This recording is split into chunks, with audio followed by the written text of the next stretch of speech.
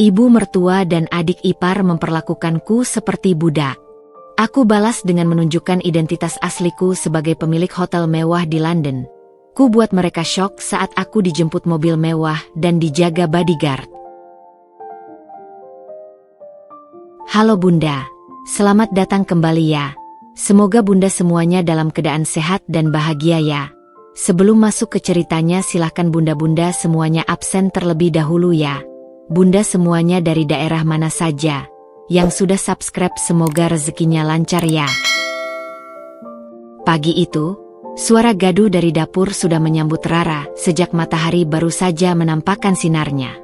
Rumah mewah di pinggiran kota Jakarta itu sebenarnya seharusnya menjadi tempat yang nyaman dan hangat bagi keluarganya. Tapi kenyataannya berbeda jauh. Suara bentakan ibu mertua, Bu Murni, yang keras dan tidak sabar memenuhi udara. Di sampingnya, adik iparnya, Sari, yang tengah sibuk menyiapkan sarapan dengan tangan gemetar karena tekanan dari ibu mereka sendiri. Ketegangan yang kerap mewarnai hari-hari Rara di rumah ini sudah seperti bayang-bayang yang tak bisa ia hilangkan. Rara menghela napas panjang sambil menundukkan kepala, berusaha menyembunyikan rasa lelah dan sakit hati yang tiap hari semakin menumpuk. Sudah lebih dari setahun dia tinggal di rumah itu, berusaha menyesuaikan diri dengan segala aturan dan permintaan yang datang tanpa jeda. Tapi bukannya diterima sebagai anggota keluarga, perlakuan ibu mertua dan adik ipar padanya malah seperti seorang pembantu yang bisa dipakai sesuka hati. Dia disuruh mencuci pakaian mereka yang menumpuk, membersihkan rumah yang luas itu sampai setiap sudutnya bersinar, memasak tanpa henti, bahkan membawakan minuman saat mereka berkumpul. Semua itu dilakukan tanpa sekalipun mendapat kata terima kasih atau senyum hangat yang setidaknya bisa mengobati lelahnya. Tiba-tiba, suara tajam dari dapur memecah lamunannya. Rara, cepat. Mana sapu? Jangan cuma diam. Sini bantu bersihin lantai yang tadi tumpahan itu, bentak Sari dengan nada tak sabar.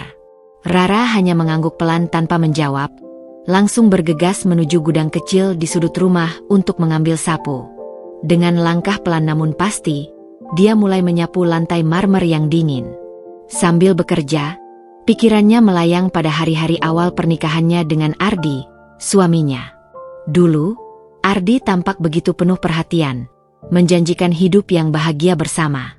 Namun kenyataannya, terutama setelah tinggal serumah dengan keluarga besarnya, semuanya berubah menjadi beban yang berat. Kenapa kamu nggak bisa lebih cepat? Kalau kamu ibu rumah tangga beneran, kerjaan kayak gini mah gampang.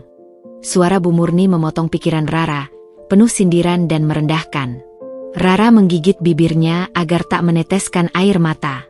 Ia tahu, bertahan dalam rumah tangga bukan perkara mudah.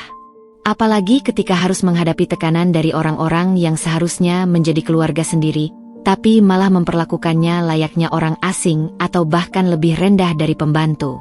Dalam hatinya, Rara sering bertanya-tanya apa yang salah dengan dirinya, mengapa tidak bisa diterima dengan baik, mengapa harus selalu jadi korban hinaan dan tugas-tugas berat yang tiada henti. Namun, jauh di dalam hati Rara, tersimpan sebuah rahasia besar yang belum pernah ia ungkapkan kepada siapapun di rumah ini. Ia bukan perempuan biasa yang hanya bisa menerima nasib tanpa perlawanan. Jauh di London sana, jauh dari kehidupan yang kini dijalaninya, Rara adalah sosok pemilik sebuah hotel mewah yang menjadi kebanggaan dan simbol kesuksesan. Hotel itu bukan sekadar bangunan, tapi warisan dan buah kerja kerasnya selama bertahun-tahun, yang membuat namanya dikenal dan dihormati oleh banyak orang. Alasan dia merahasiakan identitas itu sederhana. Ia ingin membuktikan pada keluarga suaminya dan juga pada dirinya sendiri bahwa dirinya bukan perempuan lemah yang bisa dipermainkan begitu saja. Dia ingin membuktikan bahwa ada harga yang harus mereka bayar jika memperlakukannya seenaknya. Hari itu, di tengah kesibukan dan beban yang menyesakan, Rara memutuskan bahwa sudah cukup dia diam dan menerima perlakuan tidak adil. Sudah saatnya dia bangkit dan menunjukkan siapa dirinya sebenarnya. Ada waktu untuk bertahan, dan ada waktu untuk berjuang demi diri sendiri. Waktu itu kini tiba. Dengan tekad yang membara, Rara menatap cermin di ruang tamu, menata kembali penampilannya, dan menyusun rencana yang akan mengubah segalanya. Dia tahu, Saatnya datang tidak lama lagi. Dan ketika ia muncul dengan segala kemewahan yang dia miliki, keluarga suaminya akan dibuat terkejut dan mungkin, untuk pertama kalinya, mereka akan melihat siapa sebenarnya Rara. Bukan budak, bukan juga perempuan lemah, tapi seorang wanita kuat, yang memiliki dunia sendiri yang penuh kejayaan dan kemewahan. Sebuah dunia yang tak pernah mereka bayangkan bisa dimiliki oleh menantu mereka yang selama ini mereka anggap remeh. Dengan langkah mantap, Rara bersiap menyambut hari yang akan mengubah hidupnya dan hidup keluarga suaminya selamanya. Hari-hari berikutnya di rumah Bu Murni tetap berjalan dengan rutinitas yang menyesakkan bagi Rara. Perlakuan kasar dan tidak adil dari ibu mertua dan adik ipar tak kunjung mereda. Bahkan, seolah semakin menjadi-jadi. Setiap pagi, Rara harus bangun lebih awal untuk menyiapkan segala keperluan keluarga, mulai dari memasak, mencuci pakaian, hingga membersihkan rumah yang luas itu sampai berkilau. Sari, adik ipar yang seharusnya menjadi teman dan saudara, malah sering bersikap sinis dan tidak sabar, memberikan perintah seakan Rara adalah pelayan yang tak berharga.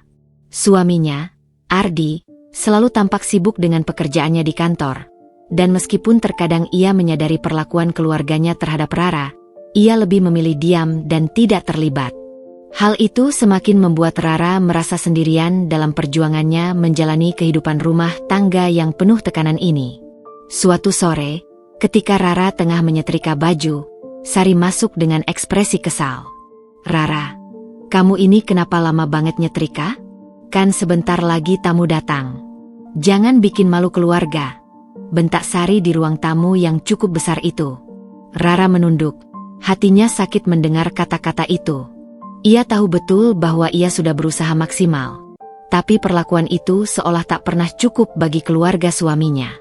Malam itu, ketika Ardi pulang, Rara mencoba mengungkapkan perasaannya dengan hati-hati. "Ardi, aku capek. Aku merasa seperti bukan bagian dari keluargamu. Mereka memperlakukanku seperti budak. Aku tidak tahan lagi," ucap Rara dengan suara bergetar. Namun Ardi hanya menghela napas dan menatapnya dengan mata yang lelah. "Rara, aku juga di posisi sulit. Aku tidak ingin berkonflik dengan ibuku dan Sari. Tolong sabar ya," jawab Ardi singkat tanpa memberikan solusi. Kekecewaan Rara semakin dalam. Ia tahu, jika terus begini, bukan kebahagiaan yang akan ia dapat, tapi kehancuran. Namun ia juga sadar, ia tidak bisa langsung melawan atau memprotes terbuka. Ia harus menyiapkan langkah yang tepat untuk membalikkan keadaan. Di tengah malam, saat rumah sudah sunyi, Rara membuka laptopnya yang selalu dibawanya dari London. Ia membuka kembali email dan laporan bisnis hotel miliknya yang berkelas internasional. Bisnis yang ia bangun dengan kerja keras dan strategi jitu itu kini berjalan lancar dan menghasilkan keuntungan besar. Ia menatap layar itu dengan bangga sekaligus penuh harap. Rahasia besar yang ia simpan selama ini adalah kunci kekuatan dan kebebasannya. Dengan kekayaan dan pengaruh yang dimilikinya, Rara tahu dia bisa mengubah hidupnya, bahkan jika itu berarti harus menghadapi keluarga suaminya yang selama ini meremehkannya. Beberapa hari kemudian, kesempatan itu datang. Rara menerima undangan penting dari sebuah acara internasional bisnis di Jakarta, di mana para pengusaha besar akan hadir. Ini adalah kesempatan emas untuk menunjukkan pada keluarga suaminya dan dunia bahwa dia bukan wanita biasa. Rara mulai merancang rencana. Dia menghubungi asistennya di London, mengatur supaya dirinya dijemput dengan mobil mewah yang sudah disiapkan, lengkap dengan bodyguard yang akan menjaganya sepanjang acara. Ini bukan hanya soal gaya hidup mewah, tapi simbol kekuatan dan statusnya yang sebenarnya. Sementara itu, di rumah, Bu Murni dan Sari masih terus memperlakukan Rara dengan sinis.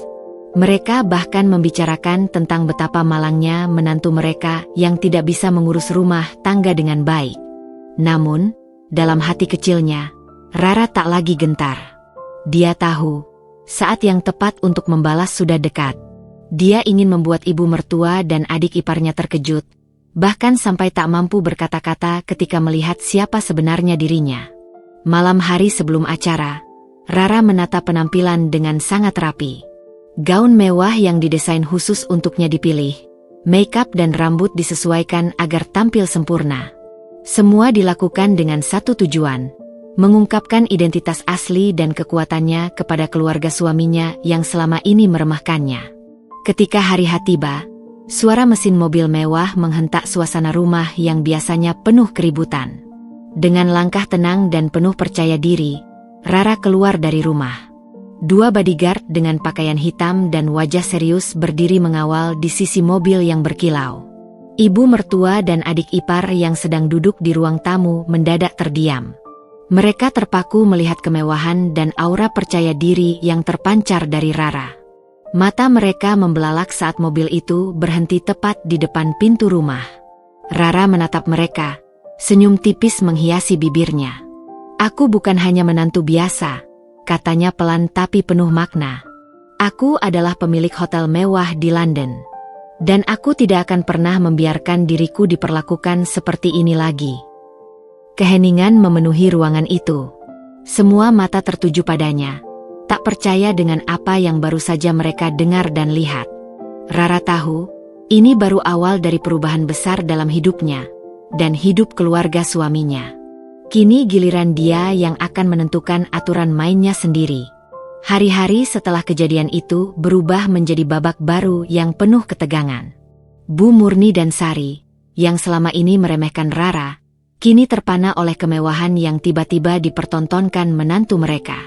Namun, keterkejutan itu tak serta-merta membuat mereka berubah sikap. Justru, mereka merasa tersaingi. Bahkan terkadang membangun tembok kebencian yang lebih tinggi di antara mereka dan Rara. Sejak saat itu, rumah besar itu seperti medan perang tanpa henti. Ibu mertua yang biasanya menguasai segalanya mulai kehilangan kendali atas perlakuannya terhadap Rara. Tapi bukan berarti Rara langsung diterima dengan hangat. Sebaliknya, Sari dan Bu Murni berusaha mencari-cari celah untuk menjatuhkan Rara. Mencoba mempertahankan dominasi mereka dengan cara-cara halus namun menyakitkan. Rara, di sisi lain, tetap tenang dan memilih bersikap profesional. Ia mulai menghadiri berbagai acara bisnis dengan dukungan tim yang kuat dari London. Statusnya sebagai pengusaha sukses membuatnya semakin percaya diri.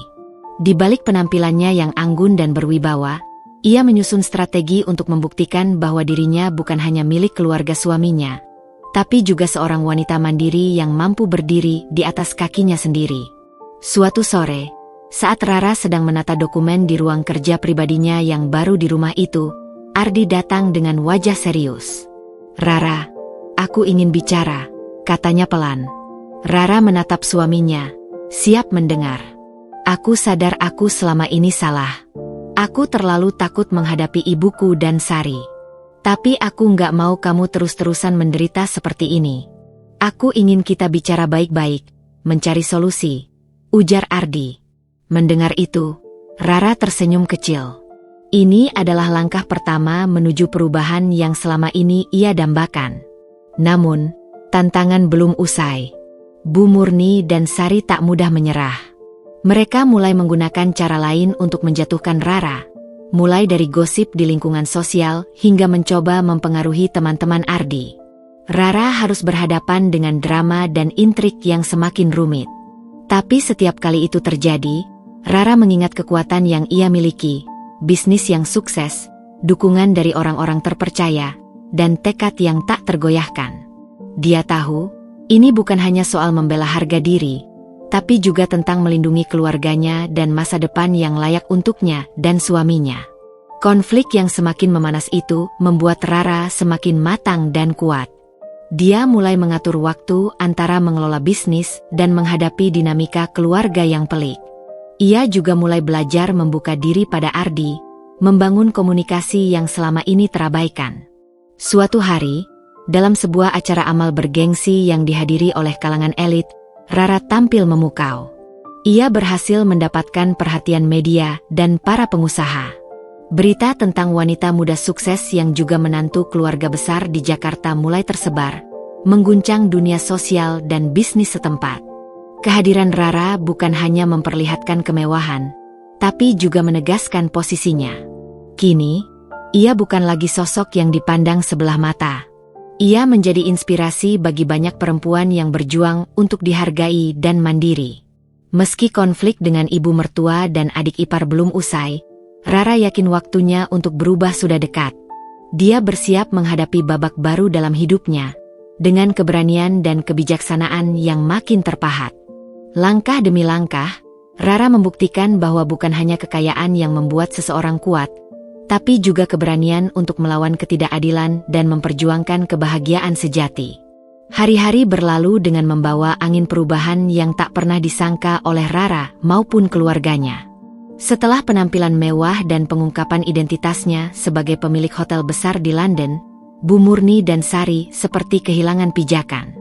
Mereka yang sebelumnya selalu meremehkan, kini mulai menyadari bahwa menantu yang mereka anggap lemah ternyata memiliki kekuatan dan pengaruh yang tidak bisa dianggap enteng. Namun, bukan berarti mereka langsung menerima Rara dengan tangan terbuka. Rasa iri dan malu yang menyelimuti hati Bu Murni dan Sari justru membuat mereka semakin keras kepala dan penuh perhitungan. Mereka membangun tembok ketidakpercayaan dan permusuhan yang semakin tebal setiap harinya. Dalam dunia mereka, harga diri dan kontrol adalah segalanya. Kehadiran Rara yang tiba-tiba tampil sebagai wanita sukses dan mandiri seolah menjadi ancaman yang harus dilawan dengan segala cara.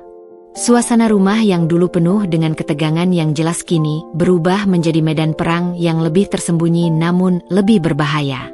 Bu Murni yang biasanya memerintah dengan bentakan kini sering menggunakan kata-kata pedas yang menyisipkan sindiran tajam. Sementara Sari berusaha menyingkirkan Rara dari setiap kesempatan yang bisa menempatkannya di posisi lebih tinggi. Mereka mulai memanipulasi suasana, mencoba membuat Ardi ragu dan bahkan menimbulkan keretakan kecil antara Rara dan suaminya. Rara menyadari perubahan sikap mereka.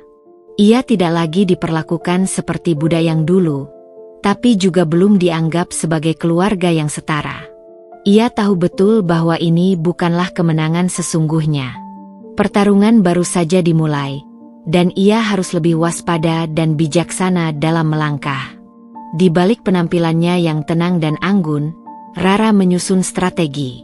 Dia mulai lebih aktif dalam berbagai acara sosial dan bisnis, memperluas jaringan, dan menunjukkan keahliannya dalam dunia usaha. Dukungan dari timnya di London sangat berarti, membantunya mengelola bisnis dan menjaga citranya di dunia bisnis internasional. Suatu sore, saat Rara tengah menata dokumen penting di ruang kerja pribadinya yang nyaman dan elegan, Ardi masuk dengan langkah pelan. Wajahnya serius, seolah membawa sesuatu yang ingin ia sampaikan.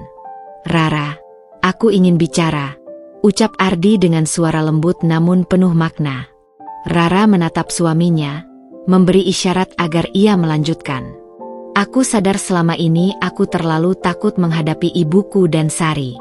Aku memilih diam karena ingin menghindari konflik, tapi aku melihat kamu yang selalu jadi korban. Aku nggak mau kamu terus menderita seperti ini," kata Ardi dengan nada jujur. Rara tersenyum kecil, hatinya sedikit hangat. Ini adalah langkah pertama yang selama ini ia harapkan dari suaminya. Sebuah kesadaran dan keinginan untuk berubah bersama-sama. "Kita harus bicara baik-baik, mencari jalan keluar. Aku ingin kita jadi tim yang kuat, bukan lawan yang terpisah," tambah Ardi. Percakapan itu membuka harapan baru bagi Rara. Ia tahu, perubahan tak akan mudah dan butuh waktu, tapi setidaknya Ardi kini mulai berdiri di sisinya. Namun, Bu Murni dan Sari tidak tinggal diam. Mereka mulai menggunakan cara-cara yang lebih licik dan tersembunyi untuk melemahkan Rara. Gosip dan fitnah mulai beredar di lingkungan sosial mereka, bahkan sampai ke telinga teman-teman Ardi di kantor. Mereka mencoba memanfaatkan kelemahan dan celah untuk menjatuhkan Rara dengan cara yang halus tapi menyakitkan. Suatu hari, saat Rara menghadiri sebuah pertemuan bisnis di sebuah hotel bergengsi di Jakarta, ia mendengar bisik-bisik dan tatapan dingin dari beberapa tamu undangan. Kabar-kabar yang dibawa oleh Bu Murni dan Sari sudah tersebar luas, mencoba mengikis reputasi dan wibawanya. Namun, Rara tetap tenang. Ia tahu betul bahwa setiap usaha kotor itu hanya akan membuatnya semakin kuat jika dia mampu menghadapinya dengan kepala dingin. Di sela-sela acara, Rara berbincang dengan beberapa pengusaha terkemuka yang juga merupakan klien dan rekan bisnisnya. Mereka mengagumi keberanian dan prestasinya, dan beberapa bahkan menawarkan kerja sama strategis yang semakin mengukuhkan posisinya dalam dunia bisnis. Hari-hari di rumah juga tak kalah menantang. Bu Murni dan Sari mulai memasang perangkap kecil, mencoba menjebak Rara dalam kesalahan sehari-hari. Namun, dengan kecerdasan dan kewaspadaan yang dimiliki, Rara berhasil melewati semua itu tanpa harus terjerat dalam drama yang tidak perlu. Ia mulai lebih terbuka dengan Ardi, membangun komunikasi yang sebelumnya renggang. Mereka bersama-sama mencoba membangun batasan yang sehat antara Rara dan keluarga besar, agar tidak ada pihak yang merasa dirugikan atau tertekan. Selain itu, Rara juga aktif dalam kegiatan sosial dan amal, menunjukkan bahwa kekayaan dan status bukan hanya untuk dinikmati sendiri, tapi juga untuk memberi manfaat bagi orang lain. Dalam sebuah acara amal yang diselenggarakan oleh salah satu organisasi kemanusiaan terbesar di Jakarta, Rara tampil memukau. Gaun yang anggun, sikap percaya diri, dan kata-kata bijaknya berhasil mencuri perhatian para hadirin dan media. Berita tentang Rara, wanita muda sukses yang juga merupakan menantu keluarga besar di Jakarta, mulai tersebar luas. Ia menjadi simbol inspirasi bagi banyak perempuan yang berjuang untuk dihargai dan mandiri. Sosok yang menunjukkan bahwa keberanian dan keteguhan hati bisa mengubah hidup seseorang. Meski konflik dengan ibu mertua dan adik ipar belum berakhir, Rara yakin bahwa waktunya untuk berubah sudah sangat dekat. Ia siap menghadapi babak baru dalam hidupnya dengan keberanian dan kebijaksanaan yang makin matang. Setiap langkah yang diambil Rara bukan hanya soal membela diri, tapi juga membangun masa depan yang lebih baik bagi keluarganya dan dirinya sendiri. Ia membuktikan bahwa kekayaan dan status bukan segalanya, tapi keberanian melawan ketidakadilan dan memperjuangkan kebahagiaan sejati adalah kunci kekuatan sejati seorang wanita. Dengan tekad yang kuat dan dukungan dari orang-orang terdekat, Rara melangkah maju, menatap masa depan yang penuh harapan dan kemenangan. Perjalanan yang berat ini bukan hanya tentang balas dendam atau membuktikan harga diri, tapi tentang menemukan kedamaian, kebahagiaan, dan arti sesungguhnya dari sebuah keluarga. Seiring waktu berjalan, ketegangan di rumah Bu Murni makin memuncak. Setelah kemewahan dan status Rara terbuka, Bu Murni dan Sari merasa harga diri mereka tercabik. Mereka bukan hanya kehilangan kendali atas menantu mereka, tapi juga merasa kehilangan muka di hadapan tetangga dan kerabat. Semua mata kini tertuju pada Rara, bukan lagi pada mereka. Suasana rumah yang dulu terasa berat dan penuh tekanan kini berubah menjadi ladang pertempuran penuh intrik dan tipu muslihat. Setiap hari, Bu Murni dan Sari terus berusaha menjatuhkan Rara dengan berbagai cara. Dari bisikan-bisikan yang menusuk hati hingga komentar tajam yang diselipkan secara halus. Mereka tidak peduli bahwa tindakan itu menyakitkan. Yang penting mereka bisa mempertahankan posisi mereka di keluarga. Rara, yang selama ini dikenal tenang dan penuh kendali, mulai merasakan beratnya pertarungan ini. Ia tahu, jika ia menyerah sedikit saja, semua yang telah dibangun akan hancur berantakan. Namun, ia tidak sendirian. Ardi mulai menunjukkan dukungan yang nyata. Meski masih ada rasa ragu dan konflik batin di dirinya, Ardi berusaha menjadi penghubung yang menguatkan.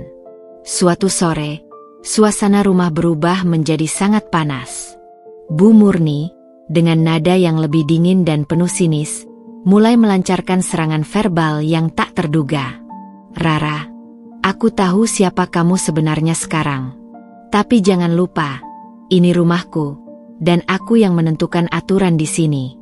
Jangan pikir kamu bisa mengatur semuanya sesukamu, ucap Bu Murni dengan tatapan menusuk. Rara menatap ibu mertuanya dengan tenang, tidak tergoyahkan. Ibu, aku tidak berniat mengatur siapapun di sini. Aku hanya ingin hidup damai dan dihargai sebagai bagian keluarga. Jika ibu masih melihatku sebagai orang asing, aku hanya bisa berharap waktu akan mengubah segalanya, jawab Rara dengan suara mantap. Sari yang duduk di samping Bu Murni tersenyum sinis. Kamu memang tahu siapa dirimu sekarang. Tapi jangan lupa, di sini kami yang lebih dulu ada.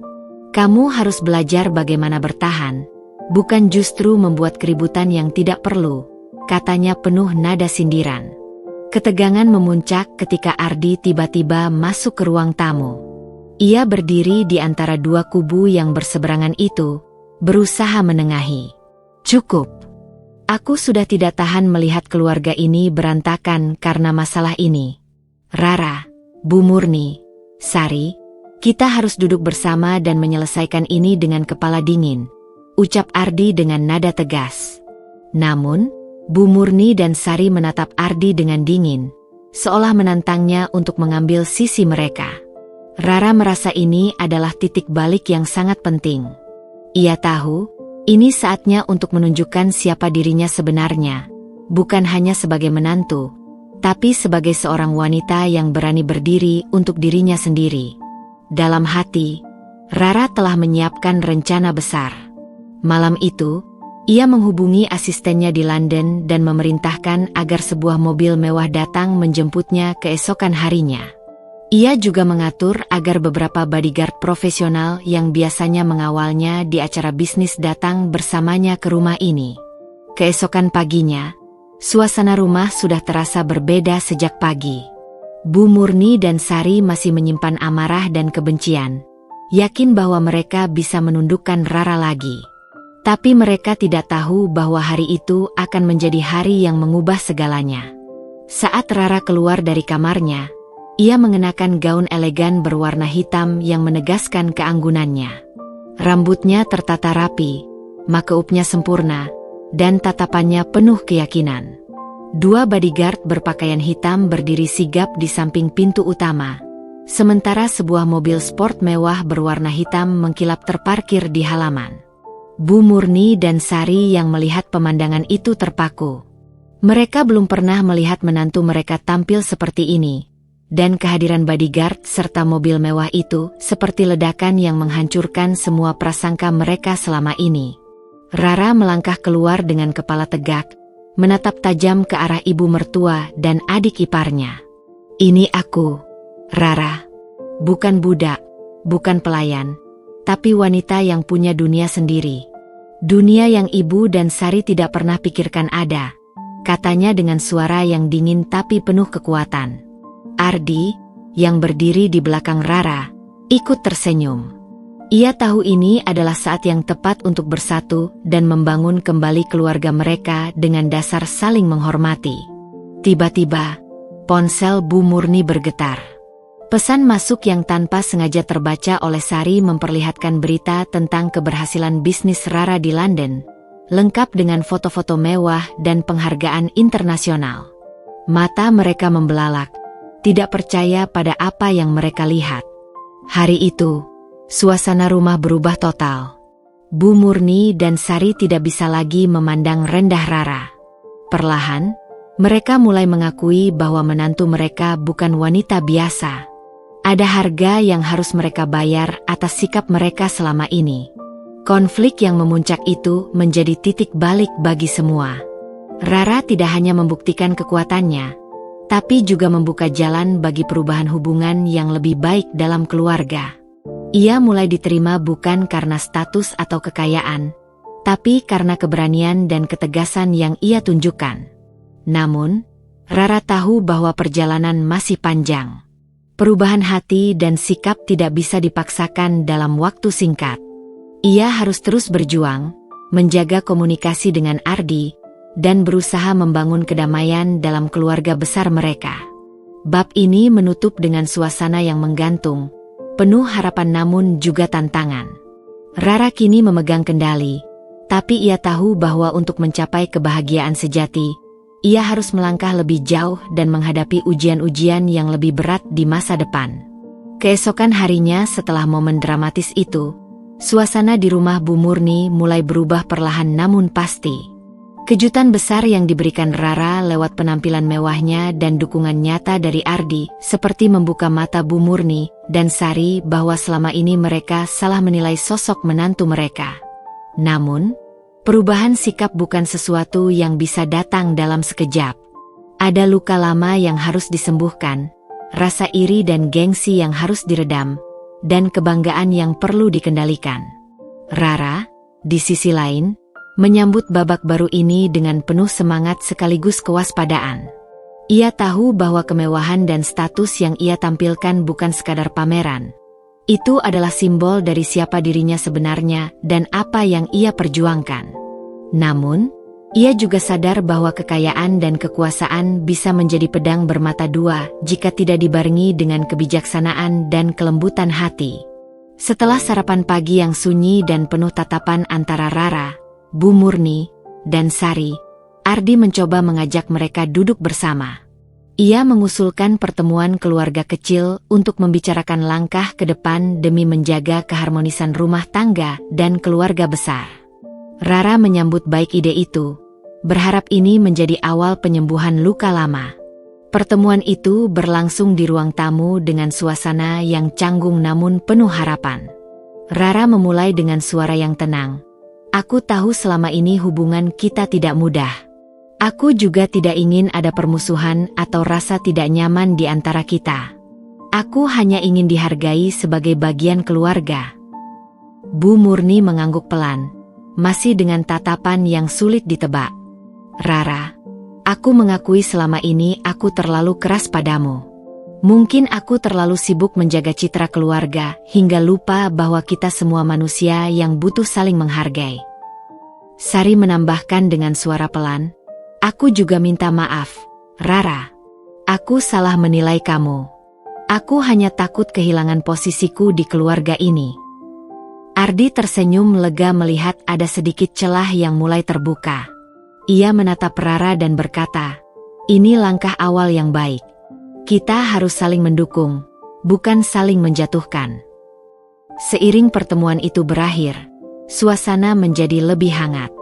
Namun, Rara tahu ini bukan akhir dari perjuangan, melainkan awal dari sebuah perjalanan baru.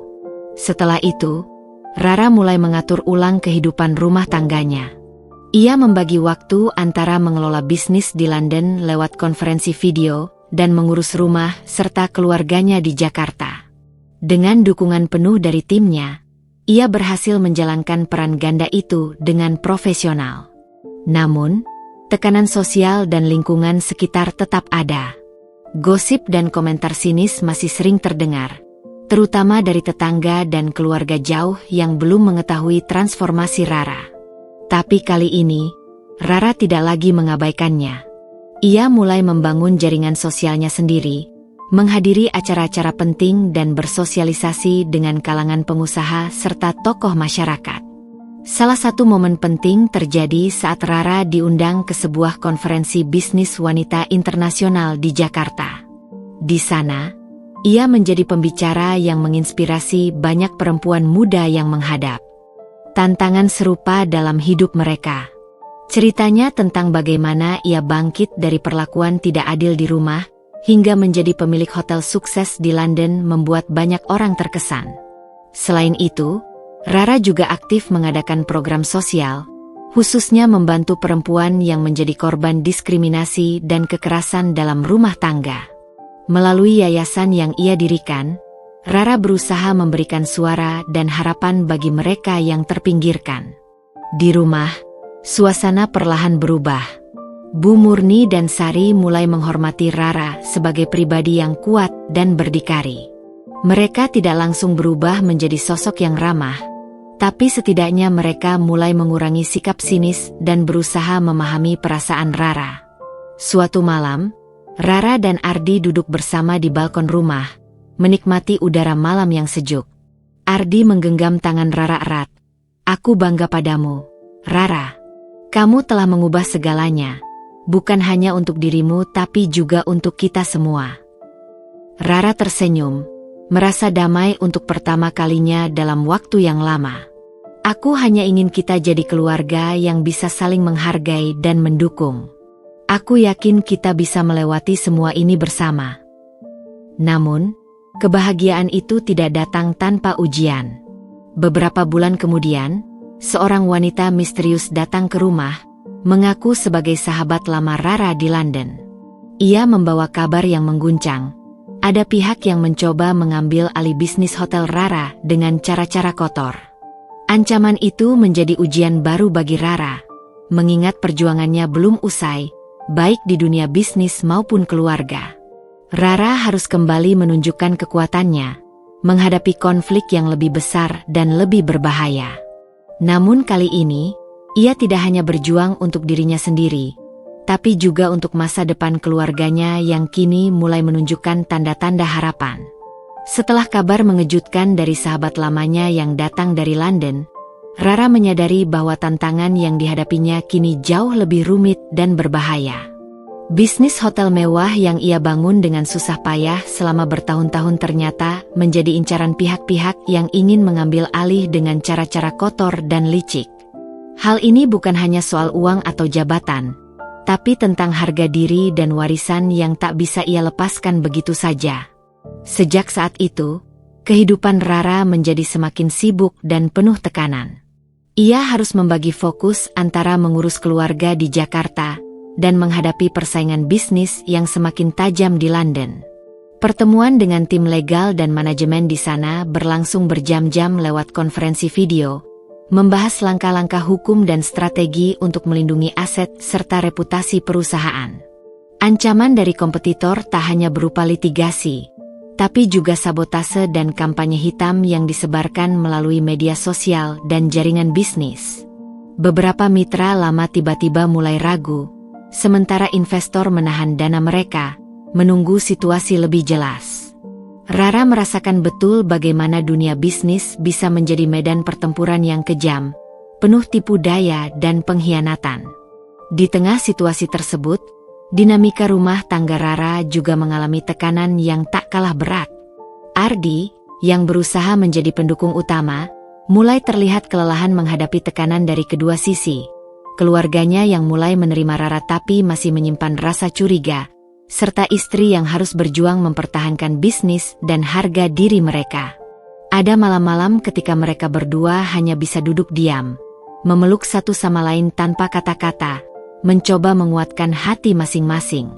Bu Murni dan Sari, meskipun perlahan mulai menghormati Rara, kali ini menunjukkan sisi lain dari diri mereka. Ketika kabar ancaman bisnis terdengar, mereka justru merendah dan menawarkan bantuan dengan cara-cara terselubung. Sari yang biasanya sinis, mulai mencoba menjalin komunikasi lebih baik dengan Rara, walau masih ada batas yang jelas antara mereka. Suatu hari, Rara mendapat undangan khusus untuk menghadiri forum bisnis elit di Eropa, yang membahas perkembangan industri perhotelan dan peluang investasi global. Ini adalah kesempatan emas sekaligus ujian besar. Di satu sisi, ia ingin memperluas jaringan dan memperkuat posisi bisnisnya, tapi di sisi lain, meninggalkan Jakarta dan keluarganya dalam situasi genting terasa seperti risiko besar. Setelah berdiskusi panjang dengan Ardi, Rara memutuskan untuk pergi, dengan keyakinan bahwa ini adalah langkah penting demi masa depan mereka semua. Ia pun berangkat ke London dengan kepala tegak, dibekali semangat dan dukungan penuh dari keluarga kecilnya. Di London, Rara menghadapi kenyataan keras industri bisnis perhotelan yang penuh persaingan. Pertemuan dengan para investor dan pengusaha besar berlangsung sengit, penuh negosiasi dan penilaian kritis. Beberapa pihak mencoba menggoyahkan kepercayaan dirinya, bahkan ada yang mencoba menawarkan kesepakatan gelap yang sebenarnya merugikan. Namun, dengan kecerdasan, pengalaman, dan tim yang solid di belakangnya, Rara berhasil menepis semua tawaran tersebut. Ia malah berhasil menarik beberapa investor baru yang melihat potensi besar dalam visi dan kepemimpinannya. Langkah itu membuat posisi Rara semakin kuat dan memberi tekanan balik kepada para pesaing yang ingin mengambil alih hotel miliknya. Sementara itu, di Jakarta, Ardi menjaga rumah dengan penuh kewaspadaan. Ia berusaha menjaga hubungan dengan keluarga besar dan lingkungan sosial, memastikan bahwa semua tetap kondusif. Ia juga semakin membuka diri untuk mendukung Rara, tidak hanya sebagai suami tapi sebagai rekan sejati dalam perjuangan hidup.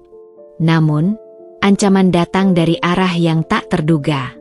Beberapa tetangga yang dulu menggosip tentang Rara mulai menyebarkan cerita baru yang berbau fitnah, berusaha menjatuhkan reputasi keluarga dan menimbulkan keretakan. Sari yang merasa posisinya mulai goyah, terkadang terjebak dalam dilema antara kesetiaan pada keluarga dan rasa hormat kepada Rara. Rara, meskipun jauh di London, menerima kabar-kabar itu dengan hati dingin. Ia tahu, pertarungan tidak hanya soal bisnis tapi juga tentang menjaga martabat dan kepercayaan diri. Ia menggunakan media sosial dan jaringannya untuk menegaskan citra positif dan membantah segala tuduhan yang tak berdasar.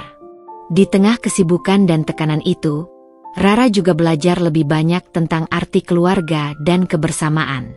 Ia sering berkomunikasi dengan Ardi lewat video call, berbagi cerita, merencanakan masa depan, dan saling memberi semangat. Meskipun jarak memisahkan, ikatan mereka justru semakin kuat. Setelah kepulangan Rara dari London, suasana rumah besar di Jakarta berubah namun tidak serta-merta menjadi tenang. Kedatangan Rara membawa angin segar sekaligus menimbulkan gelombang baru yang tak terduga. Meskipun ia membawa kemenangan kecil dalam menghadapi ancaman bisnis, pergulatan di dalam rumah tidak pernah berhenti. Rara menyadari, pertarungan terbesar bukan hanya soal dunia luar, tapi juga perang halus yang terjadi di antara mereka yang seharusnya menjadi keluarga. Hari-hari berlalu dengan canggung. Bu Murni masih menjaga jarak, tatapannya kadang penuh perhitungan dan tidak mudah ditebak. Sari yang mulai menunjukkan sikap lebih ramah, tetap saja sering melemparkan komentar-komentar kecil yang menyakitkan, seolah ingin mengingatkan Rara bahwa ia masih belum sepenuhnya diterima. Meski demikian, Rara berusaha sabar dan tak mudah terpancing. Ia tahu betul, membalas dengan kemarahan hanya akan memperburuk keadaan. Di balik pintu tertutup, intrik dan drama keluarga perlahan merebak. Ardi yang mencoba menjadi penengah kerap dihadapkan pada dilema berat. Ia ingin mendukung Rara sepenuhnya, tapi tekanan dari ibunya dan adiknya membuatnya terkadang goyah. Malam-malam panjang dihabiskan Ardi dengan gelisah, memikirkan bagaimana cara menjaga kedamaian tanpa mengkhianati salah satu pihak. Suatu sore, ketika Rara tengah menyiapkan dokumen bisnis di ruang kerjanya, Sari masuk dengan wajah serius. "Rara, aku ingin bicara," katanya dengan nada yang sulit ditebak. Rara mengangguk, mengajak Sari duduk di ruang tamu yang sederhana namun nyaman. Sari membuka pembicaraan dengan kalimat yang tak terduga. "Aku tahu aku sering bersikap kasar dan menyakitimu. Aku sebenarnya takut kehilangan tempatku di keluarga ini. Tapi aku juga nggak mau terus-terusan jadi musuhmu," ujarnya dengan suara yang sedikit bergetar.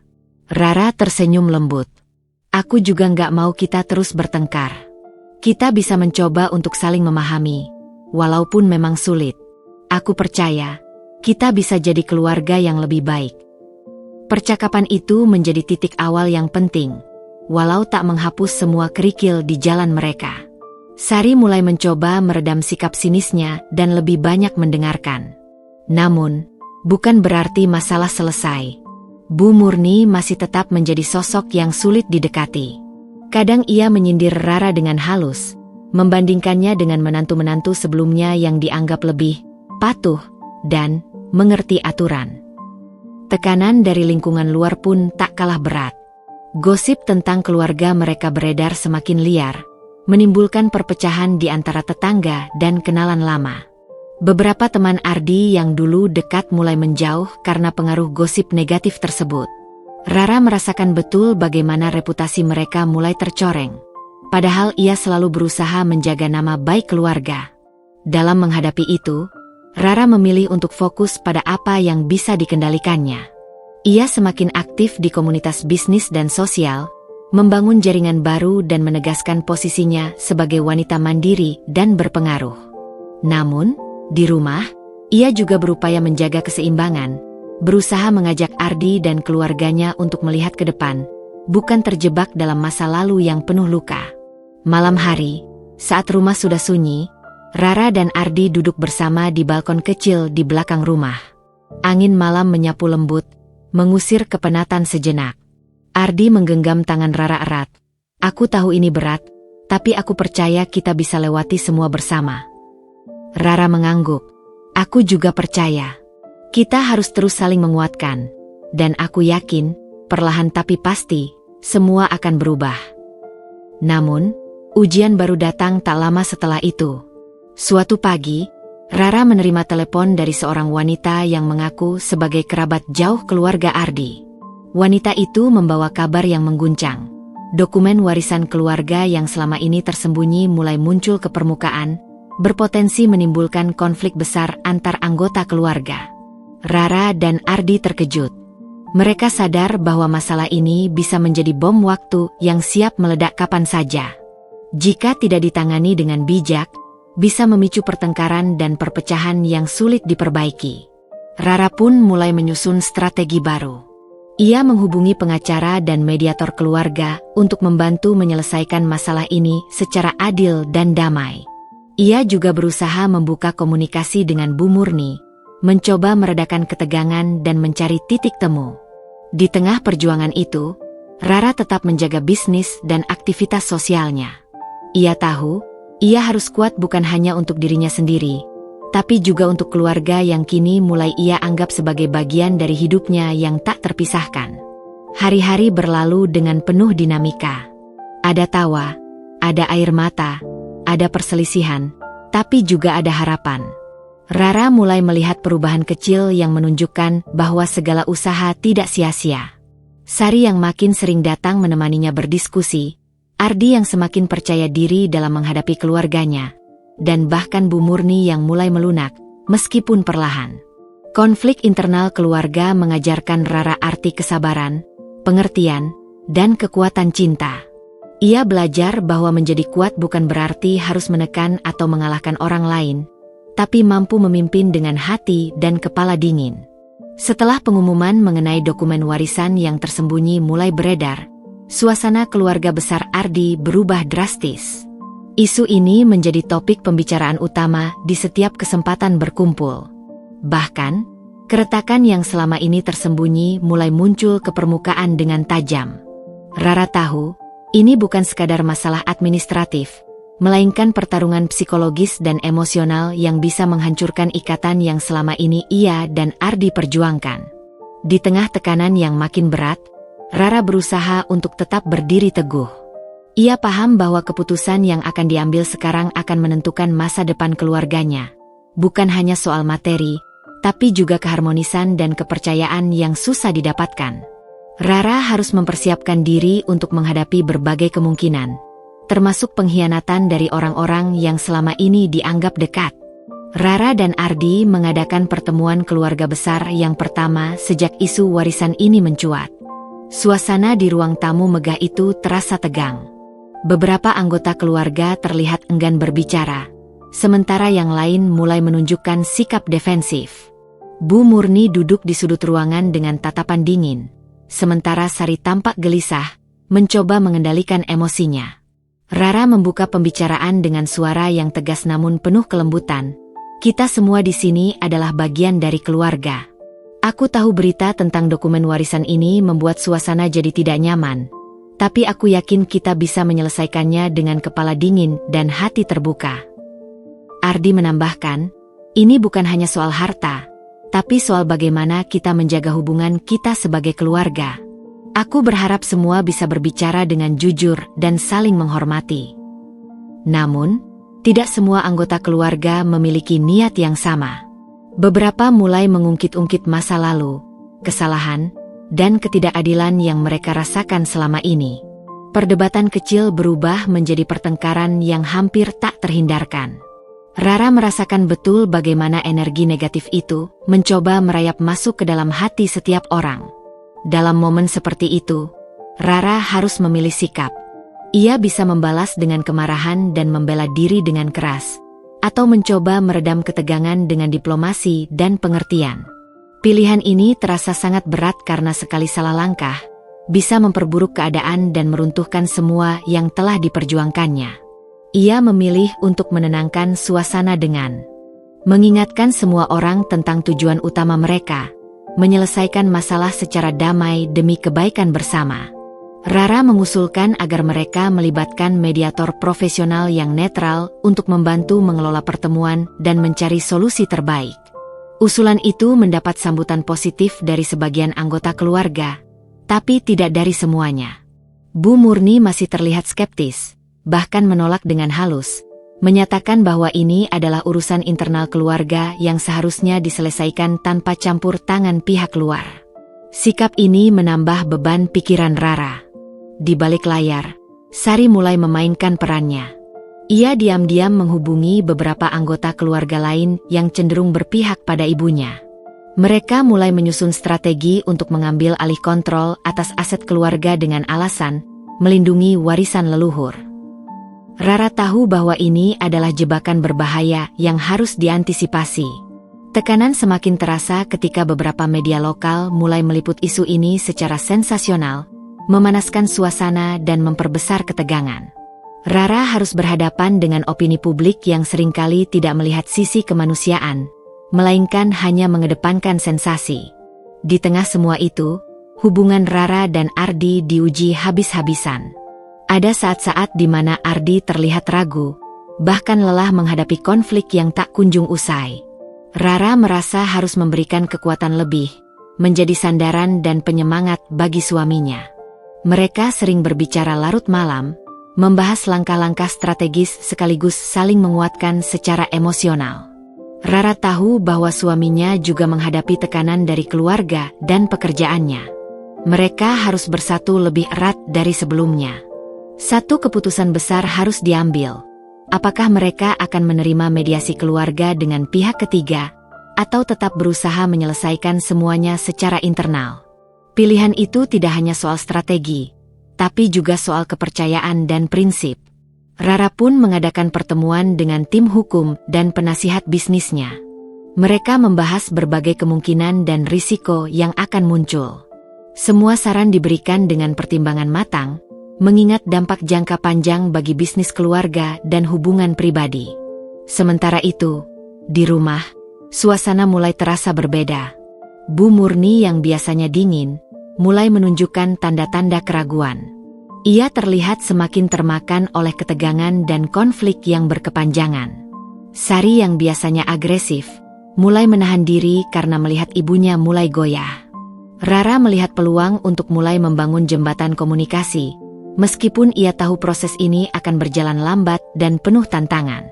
Ia berusaha mendekati Bu Murni dengan penuh hormat, mencoba mengerti sisi hatinya yang mungkin selama ini tersembunyi di balik sikap keras.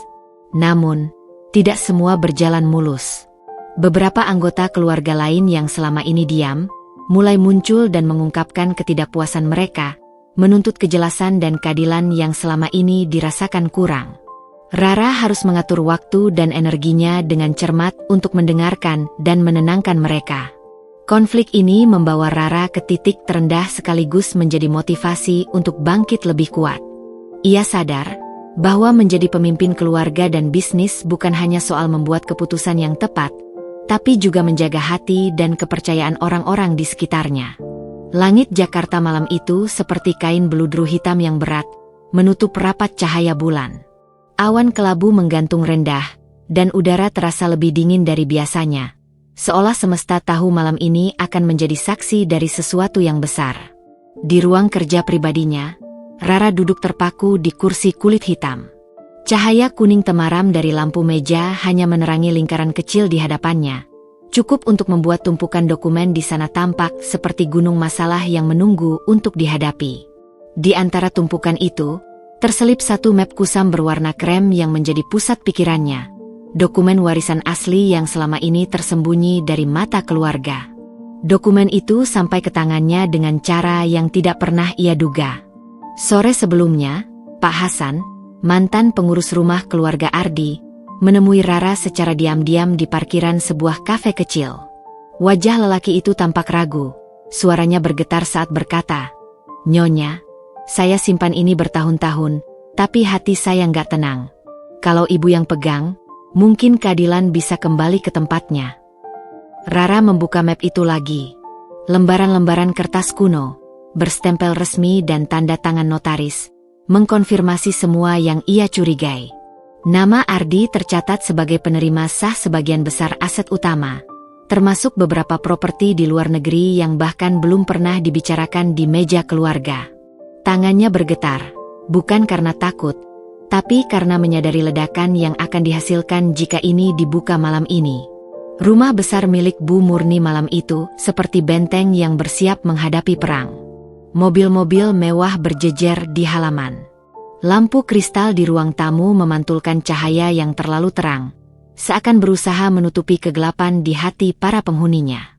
Rara melangkah masuk bersama Ardi. Gaun hitam sederhana yang ia kenakan memberi kesan tenang, namun tatapan matanya penuh keyakinan. Map kulit hitam ia genggam erat di tangan kiri, seperti perisai. Beberapa pasang mata langsung menatap, ada yang penuh rasa ingin tahu, ada pula yang jelas-jelas sinis.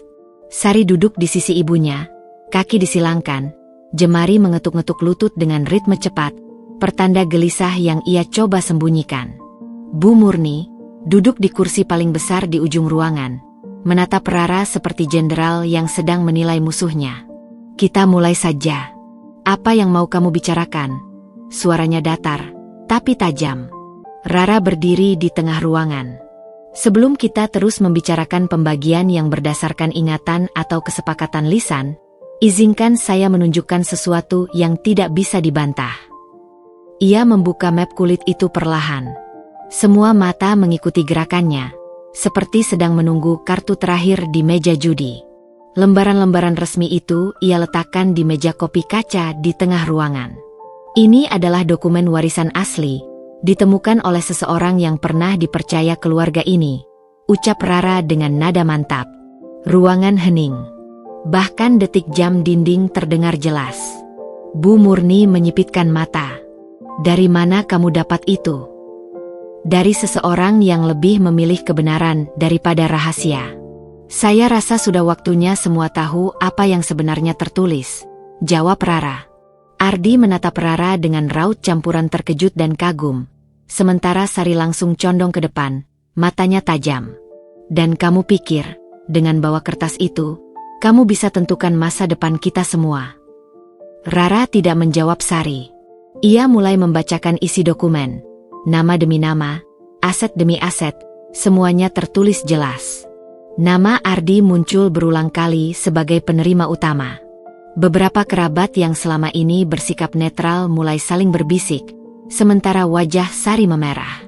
Itu nggak adil, teriak salah satu paman Ardi, berdiri dan menunjuk-nunjuk.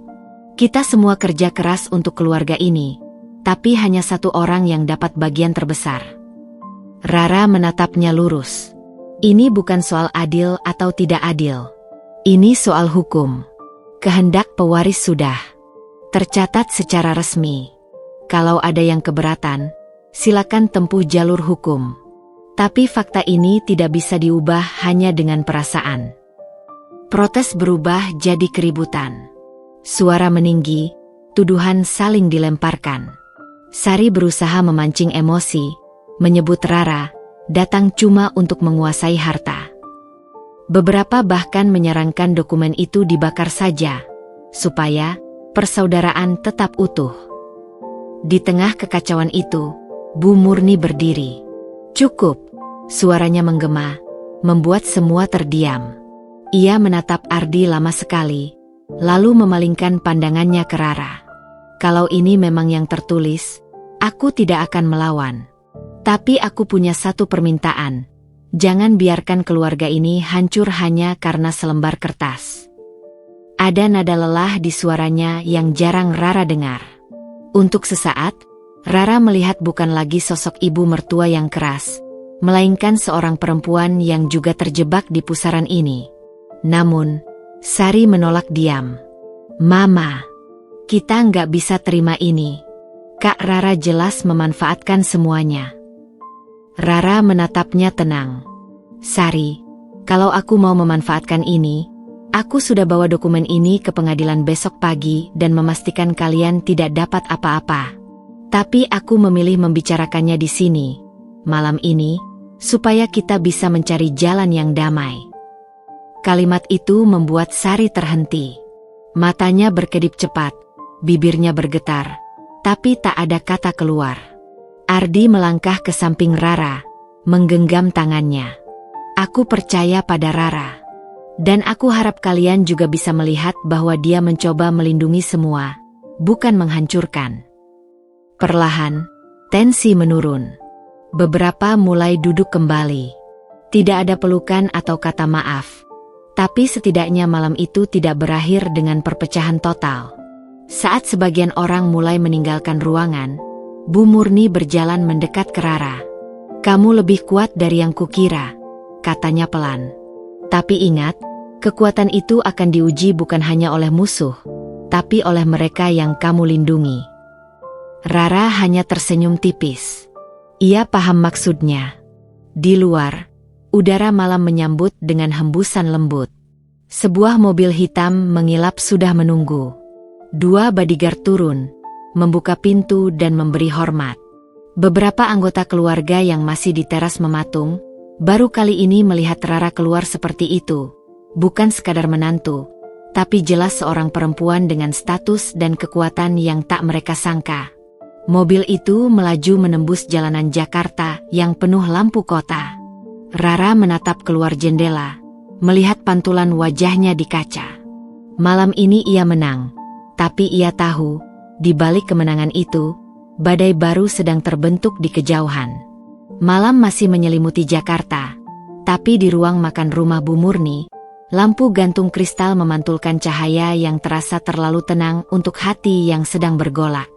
Sebagian besar anggota keluarga sudah pulang, namun Sari masih duduk di kursinya. Diam, matanya menatap kosong ke gelas anggur yang belum disentuh. Tangannya yang terlipat di pangkuan sesekali mengepal. Kukunya menekan telapak hingga nyaris membekas.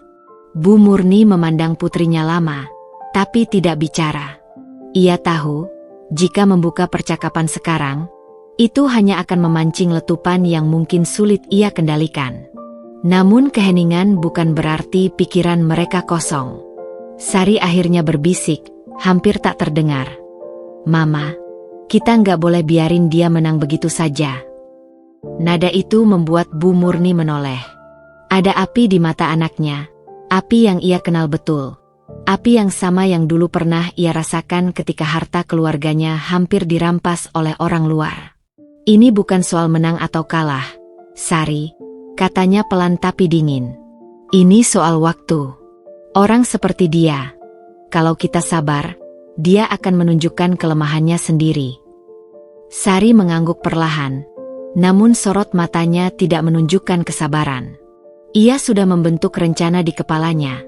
Dan rencana itu tidak melibatkan menunggu terlalu lama. Beberapa kilometer dari sana, di apartemen modernnya, Rara berdiri di balkon memandangi lampu-lampu kota. Angin malam membuat rambutnya sedikit berantakan, namun pikirannya terlalu penuh untuk peduli. Ardi sudah tertidur di kamar, lelah setelah malam yang menguras emosi. Rara memegang ponselnya, menimbang apakah ia perlu menghubungi seorang kenalan lama. Seseorang yang bisa membantunya memeriksa ulang legalitas dokumen warisan itu, memastikan tidak ada celah hukum yang bisa dimanfaatkan pihak lain. Ia tahu kemenangan malam tadi hanyalah awal. Orang-orang seperti Sari tidak pernah benar-benar menyerah. Mereka akan mencari jalan untuk menusuk dari arah yang tak terduga. Dan jika serangan itu datang, ia harus sudah siap berdiri lebih kokoh daripada sebelumnya. Di rumah Bu Murni, suara langkah kaki pelan terdengar di lorong. Seorang pria setengah baya masuk ke ruang makan, paman dari pihak ayah Ardi, yang sejak tadi malam hanya diam mengamati. Ia menatap Sari, lalu duduk di seberangnya. "Kalau kalian mau melawan, kalian butuh sesuatu yang lebih dari sekadar amarah," katanya pelan, nadanya seperti bisikan yang membawa racun.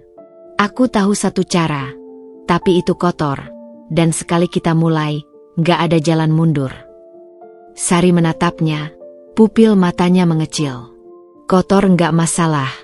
Dia sudah memulai perang ini. Kita cuma membalas." Paman itu tersenyum tipis, lalu mencondongkan tubuh, membisikkan sesuatu yang membuat Sari menegang. Sesaat, ia sempat ragu, namun rasa sakit hatinya menghapus sisa-sisa pertimbangan. "Lakukan," katanya akhirnya.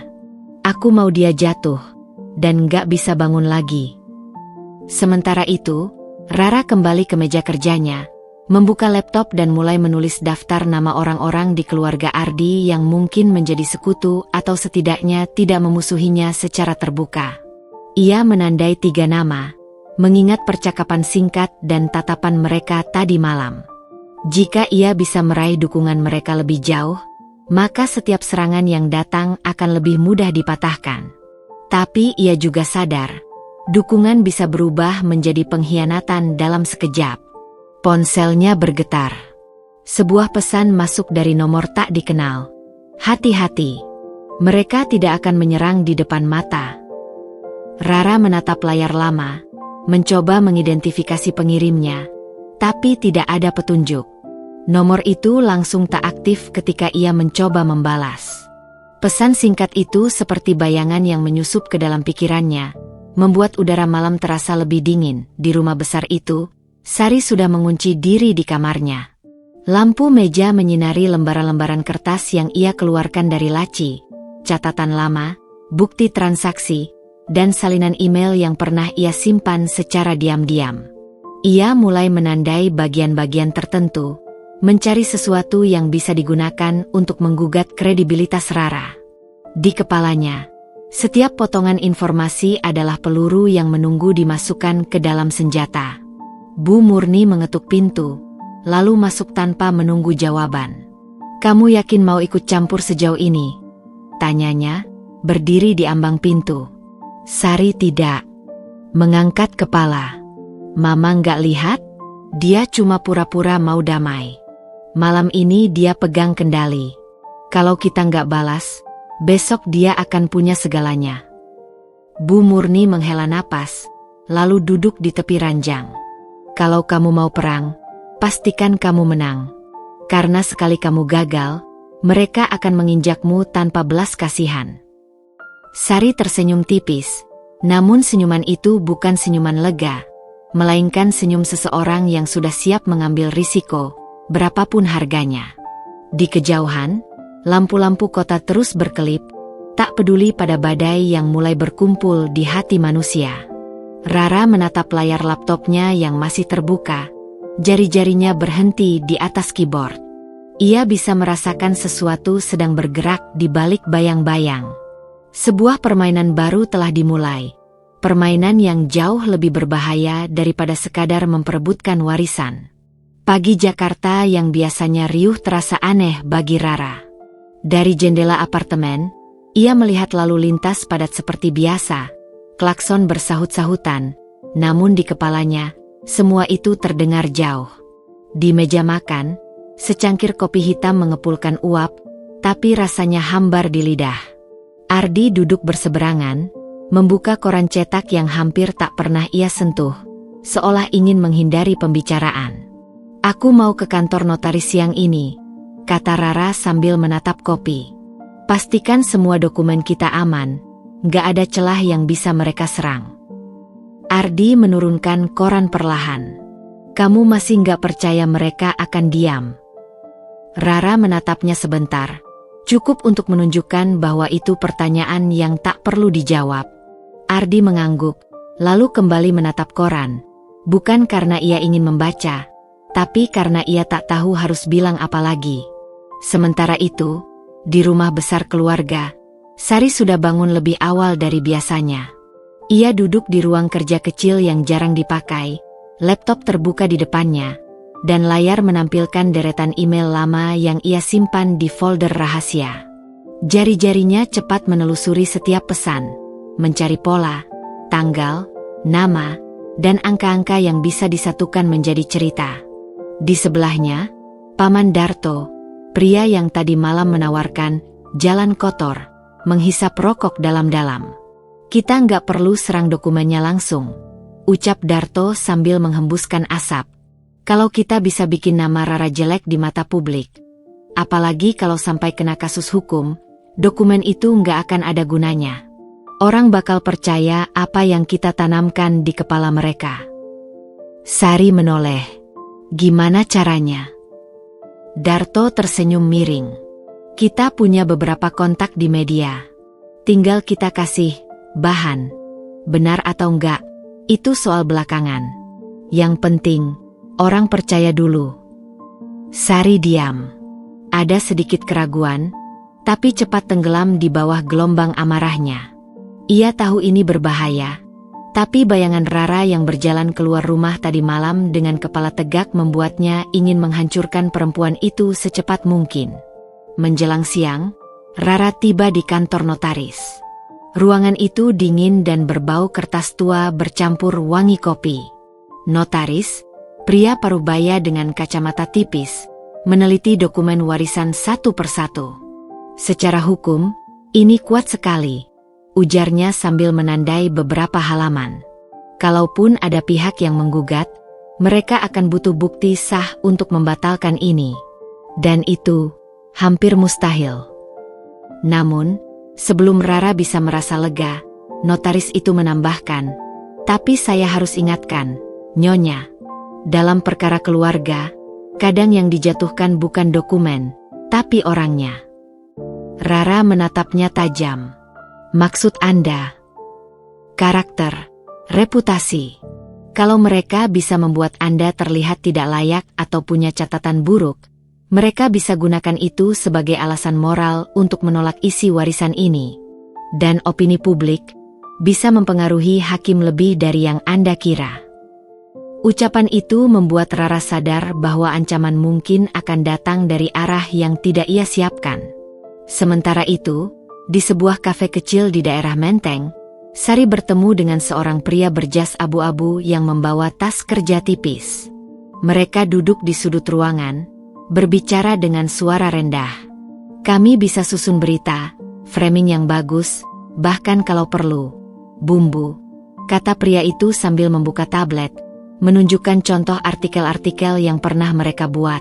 Sari memandang layar itu, lalu menggeser secangkir cappuccino ke sisi meja. "Aku mau dia terlihat seperti penipu yang memanfaatkan kematian untuk memperkaya diri. Semua detail harus meyakinkan, dan aku nggak mau namaku muncul dimanapun." Pria itu tersenyum tipis. "Urusan nama, serahkan pada kami. Tapi untuk cerita yang solid, kami butuh bahan. Transaksi keuangan, hubungan pribadi, atau rahasia yang bisa dipelintir." Sari menunduk sebentar, lalu menyerahkan flash disk kecil. "Di sini ada semua yang kamu mau. Pastikan ini jadi headline dalam waktu seminggu." Menjelang sore, Rara pulang membawa tumpukan fotokopi dokumen yang sudah distempel resmi. Ia memasukkannya ke dalam brankas kecil di kamar, lalu duduk di ranjang, memijat pelipis. Ponselnya berbunyi.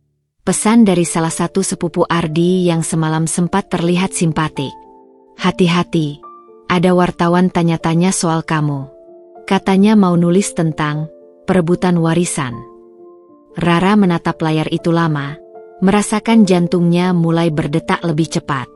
Ia segera membalas, meminta detail. Balasan datang cepat. "Mereka nggak mau bilang siapa yang nyuruh, tapi mereka bawa flash disk, bilang isinya bukti soal kamu." Ia menutup ponsel, berdiri, dan berjalan ke balkon. Matahari sore menyorot gedung-gedung tinggi, tapi untuk Rara, cahaya itu terasa seperti lampu panggung yang diarahkan ke dirinya. Terang, menyilaukan, dan membuat setiap geraknya terlihat. Di rumah besar, Sari berdiri di depan cermin kamarnya, mencoba gaun baru. Dari luar, ia tampak seperti perempuan yang hanya mempersiapkan diri untuk acara keluarga. Tapi di kepalanya, ia sedang menghitung hari. Ia sudah memberi lampu hijau pada tim Darto untuk bergerak. Begitu berita itu keluar, ia akan duduk di barisan belakang, menonton Rara mencoba memadamkan api yang terlalu besar untuk dipadamkan. Malamnya, Ardi pulang lebih larut. Wajahnya lelah, dasi longgar di leher. "Aku dengar ada wartawan nyari kamu di kantor tadi," katanya sambil melepas sepatu. Ada apa, Ra? Rara menatapnya lama. Aku rasa perang ini sudah dimulai. Dan kali ini, mereka nggak pakai pisau atau pengacara. Mereka pakai kata-kata. Ardi menghela napas berat, lalu duduk di sampingnya. Kalau begitu, kita harus pastikan kata-kata kita lebih kuat. Rara memandang suaminya, lalu tersenyum tipis. Bukan karena ia tenang, tapi karena ia tahu mereka baru saja melangkah ke babak baru. Babak di mana setiap kalimat, setiap tatapan, setiap gerakan bisa menjadi peluru atau perisai. Di luar sana, entah di mana, Sari menutup laptopnya dengan puas. Ia sudah menerima draft pertama berita yang akan menghancurkan Rara. Hanya tinggal menunggu waktu, dan seluruh kota akan membaca cerita versinya. Dan di antara kedua perempuan itu, udara malam Jakarta terasa penuh listrik, menunggu kilatan pertama yang akan memicu badai. Pagi itu, suara notifikasi ponsel Rara nyaris tak berhenti. Grup WhatsApp keluarga, kolega bisnis, bahkan beberapa kenalan lama yang jarang menghubungi, semua mengirimkan tautan yang sama, sebuah artikel dari situs berita online. Judulnya besar, provokatif, dan memancing emosi. Istri pemilik hotel mewah diduga manfaatkan kematian untuk rebut warisan keluarga. Tubuh Rara terasa dingin meski matahari sudah tinggi. Ia membaca cepat setiap paragraf, dan seperti yang ia duga, isinya penuh distorsi. Beberapa foto pribadinya, diambil dari media sosial, diselipkan dengan narasi miring. Detail keuangan yang seharusnya rahasia juga muncul di sana, dipelintir agar tampak mencurigakan. Ardi masuk ke ruang tamu sambil memegang ponselnya sendiri. Ra, aku baru aja dapat telepon dari salah satu partner di London. Mereka tanya soal berita ini. Nada suaranya berat, ada kekhawatiran yang tak bisa disembunyikan.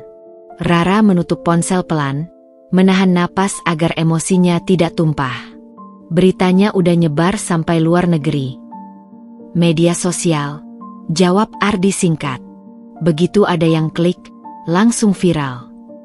Di rumah besar keluarga, Sari duduk di kursi makan sambil memutar-mutar sendok di cangkir tehnya.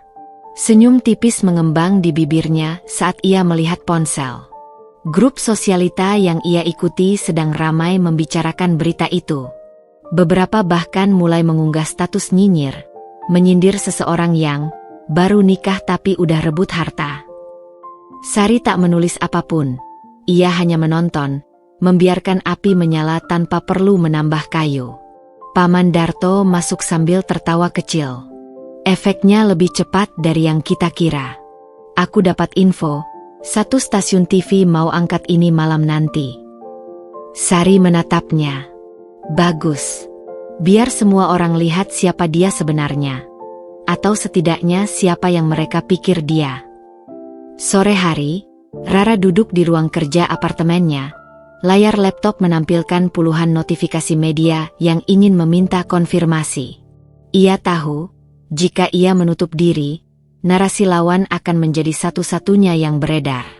Tapi jika ia bicara sembarangan, ia bisa terpeleset dan memperburuk keadaan. Teleponnya berdering, panggilan dari Dina, sahabatnya yang bekerja di PR sebuah perusahaan besar. Ra, kamu nggak bisa diam aja. Mereka lagi bentuk citra buruk kamu. Kalau kamu nggak kasih versi kamu sendiri, mereka akan percaya versi mereka.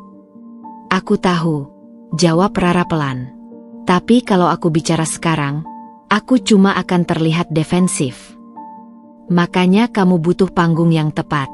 Bukan cuma klarifikasi, tapi mengubah persepsi. Main di tempat yang mereka nggak bisa kontrol. Ucapan Dina membuat Rara terdiam. Ia mulai memikirkan cara membalikkan keadaan.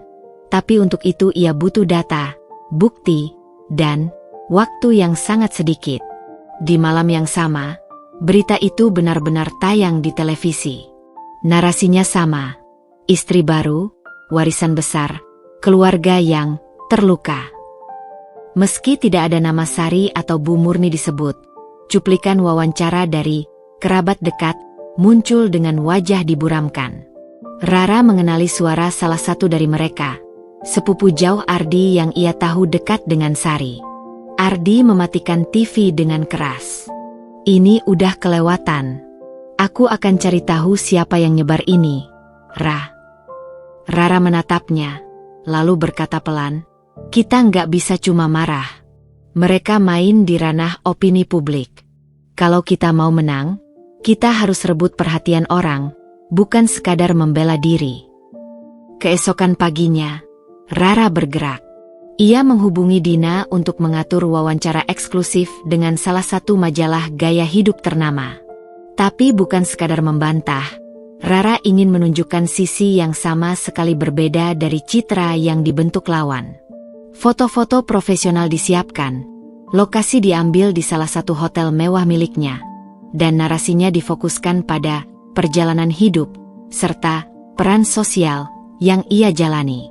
Di sisi lain, Sari yang mendengar rencana itu dari salah satu informannya mulai cemas. "Kalau dia berhasil bikin orang simpati, semua kerja kita sia-sia," katanya pada Paman Darto. Darto hanya mengangkat bahu. "Kita bisa ganggu prosesnya. Bocorin sesuatu pas sebelum wawancara tayang. Biar orang lihat dia sebagai pembohong." Hari-hari berikutnya jadi medan pertempuran sunyi yang terasa di udara. Media sosial terbagi dua. Ada yang mencaci, ada yang mulai bertanya-tanya kenapa berita itu muncul tiba-tiba. Rara sengaja menunda respon publik sampai momen wawancara, menciptakan rasa penasaran. Saat hari pemotretan tiba, Rara datang dengan gaun elegan berwarna putih gading, rambut tersanggul rapi. Tim majalah memotret di lobi hotelnya, memanfaatkan kemewahan arsitektur sebagai latar. Tapi di balik senyum anggun itu, Rara memikirkan setiap kata yang akan ia ucapkan di wawancara. Tidak ada ruang untuk tergelincir. Intinya, "Aku ingin orang tahu, aku tidak pernah merebut apapun. Semua ini adalah hasil kerja keras bertahun-tahun," katanya pada jurnalis, menatap lurus dengan nada mantap. Sari menonton dari kejauhan, bukan secara langsung, tapi lewat foto-foto yang mulai bocor di media sosial. Ia merasakan kegelisahan aneh, seperti seseorang yang menabur benih tapi mulai takut jika tanaman orang lain tumbuh lebih cepat. Namun, ia menenangkan diri. "Belum selesai," gumamnya. "Belum." Rara pulang dari sesi wawancara dengan perasaan lega sekaligus waspada. Ia tahu, pertarungan ini baru dimulai. Tapi untuk pertama kalinya dalam beberapa hari, ia merasa punya kendali. Di luar, Jakarta tetap riuh, tapi bagi kedua perempuan itu, suara kota kini terdengar seperti detak jarum jam yang menghitung mundur ke babak berikutnya. Babak di mana kebenaran dan kebohongan akan saling bertubrukan di depan mata semua orang. Pagi itu Jakarta berjalan seperti biasa, macet, bising, dan penuh klakson. Namun di layar-layar ponsel, wajah Rara mendominasi. Ia tampil dalam balutan gaun putih gading, duduk di kursi kulit krem di lobi hotel yang memantulkan kilau lampu kristal. Majalah gaya hidup ternama menempatkannya di sampul depan dengan headline yang menampar balik semua gosip yang beredar sebelumnya. Bukan warisan, tapi perjuangan, perempuan di balik kesuksesan Hotel Ardi Group. Artikel itu tidak hanya memuat profilnya, tapi juga kisah hidup yang mengikis citra buruk yang selama ini menempel. Dina, sahabat sekaligus otak strategi PR-nya, menyusun narasi yang menyusup ke kepala pembaca. Ada foto Rara memimpin rapat renovasi, mengunjungi panti asuhan sambil menggendong anak kecil, dan berdiri di dapur hotel bersama chef mengenakan apron. Semuanya memancarkan gambaran bahwa ia adalah sosok pekerja keras, bukan sekadar istri pengusaha yang menikmati kemewahan. Rara duduk di ruang makan apartemennya, ponsel di tangan penuh notifikasi. Ia tidak meminum tehnya, hanya memutar cangkir perlahan sambil membaca komentar demi komentar yang mulai berubah nada. "Wah, ceritanya keren. Ternyata dia kerja keras banget ya. Berarti berita kemarin itu fitnah dong. Salut, nggak semua istri pengusaha punya dedikasi kayak gini. Ardi masuk dengan langkah cepat, membawa tablet. Kamu trending nomor 3 di Twitter, katanya sambil meletakkannya di meja. Dan kali ini mayoritas positif. Rara mengangkat alis dan tersenyum tipis. Bagus. Tapi mereka nggak akan diam. Ardi, ini baru babak pertama. Sementara itu, di rumah besar keluarga, suasananya berbanding terbalik. Sari duduk di sofa sambil menatap layar ponsel dengan ekspresi muram. Grup sosialitanya yang seminggu lalu ramai menyindir Rara kini mulai mengirim emoji hati dan komentar manis di unggahan majalah tersebut. Beberapa bahkan membagikan artikel dengan caption memuji. Bagaimana bisa berubah secepat ini? Sari melempar ponselnya ke sofa. Dari kursi rotan di teras, Paman Darto mengisap rokok pelan. Karena mereka dapat gambar baru yang lebih indah. Opini publik itu kayak ombak, datang dan pergi. Tenang aja, kita masih bisa bikin gelombang berikutnya. Sari menatapnya dengan tajam. Kita butuh sesuatu yang lebih menusuk. Bukan gosip murahan. Sesuatu yang kelihatan kayak fakta. Darto mengangguk. Kita gali masa lalunya. Ada celah, pasti. Tinggal bumbu yang pas. Di apartemennya, Rara sudah menyiapkan langkah berikutnya. Dina menelponnya dengan suara penuh antusias. Ra, kamu harus naik panggung. Bukan sekadar diwawancara, tapi dilihat langsung sebagai sosok inspiratif. Aku udah daftarin kamu jadi pembicara di seminar bisnis perempuan minggu ini. Audiensnya pengusaha, influencer, media. Ini peluang besar. Rara terdiam sejenak. Lalu menjawab, kalau begitu, aku akan datang dengan cerita yang mereka nggak bisa patahkan. Malam itu ia menulis kerangka materi presentasi dengan hati-hati. Judulnya, Membangun dari Nol, Kisah Perempuan di Dunia Bisnis Hotel. Ia menyusunnya seperti anak tangga yang membawa pendengar dari kisah remaja yang kehilangan orang tua, ke perjuangan merintis usaha kecil, hingga memimpin proyek besar. Hari seminar tiba. Ballroom hotel bintang 5 itu berkilau di bawah lampu sorot, penuh dengan tamu berbusana elegan. Deretan kamera media sudah siap merekam. Saat Rara melangkah ke panggung dengan blazer hitam berpotongan rapi, kilatan kamera menyambutnya. Ia memulai dengan cerita sederhana, bagaimana ia mencuci gelas di warung kopi kecil untuk membayar kuliah. Lalu ia beralih ke pengalaman membangun bisnis, menanggung kerugian, bangkit lagi, dan akhirnya dipercaya memimpin renovasi hotel besar. Setiap kata keluar dengan mantap, suaranya tenang tapi berdaya pukau. Beberapa kali ruangan pecah oleh tepuk tangan. Dan ketika ia menutup pidatonya dengan kalimat, kita tidak bisa memilih keluarga tempat kita lahir. Tapi kita bisa memilih keluarga yang kita bangun dengan cinta dan kerja keras. Seluruh hadirin berdiri, memberikan standing ovation yang panjang. Klip pidatonya langsung menyebar di media sosial. Influencer membagikannya dengan caption memuji. Akun berita menulis, sosok di balik Hotel Ardi Group menjadi inspirasi di seminar bisnis perempuan. Timeline Twitter dipenuhi potongan video Rara dengan ekspresi mantap dan tatapan penuh keyakinan. Sore harinya, di kamarnya, Sari menatap layar ponselnya. Video itu muncul di feednya berkali-kali. Komentar publik semakin memihak Rara. Rahangnya mengeras. Kalau kita biarkan, dia akan jadi ikon, katanya di telepon pada Darto. Besok, jawab Darto datar. Kita bocorkan foto lamanya. Yang dari pesta di Bali. Ingat? Kita narasikan dia sudah dekat dengan investor asing sebelum menikah dengan Ardi. Orang akan mulai bertanya-tanya lagi, kenapa dia menikah begitu cepat? Sari mengangguk, meski hatinya mulai dihantui rasa tak nyaman, perasaan asing yang jarang ia rasakan, kegelisahan bahwa Rara mungkin benar-benar bisa membalikkan semua. Malam itu, di balkon apartemennya, Rara duduk sendirian.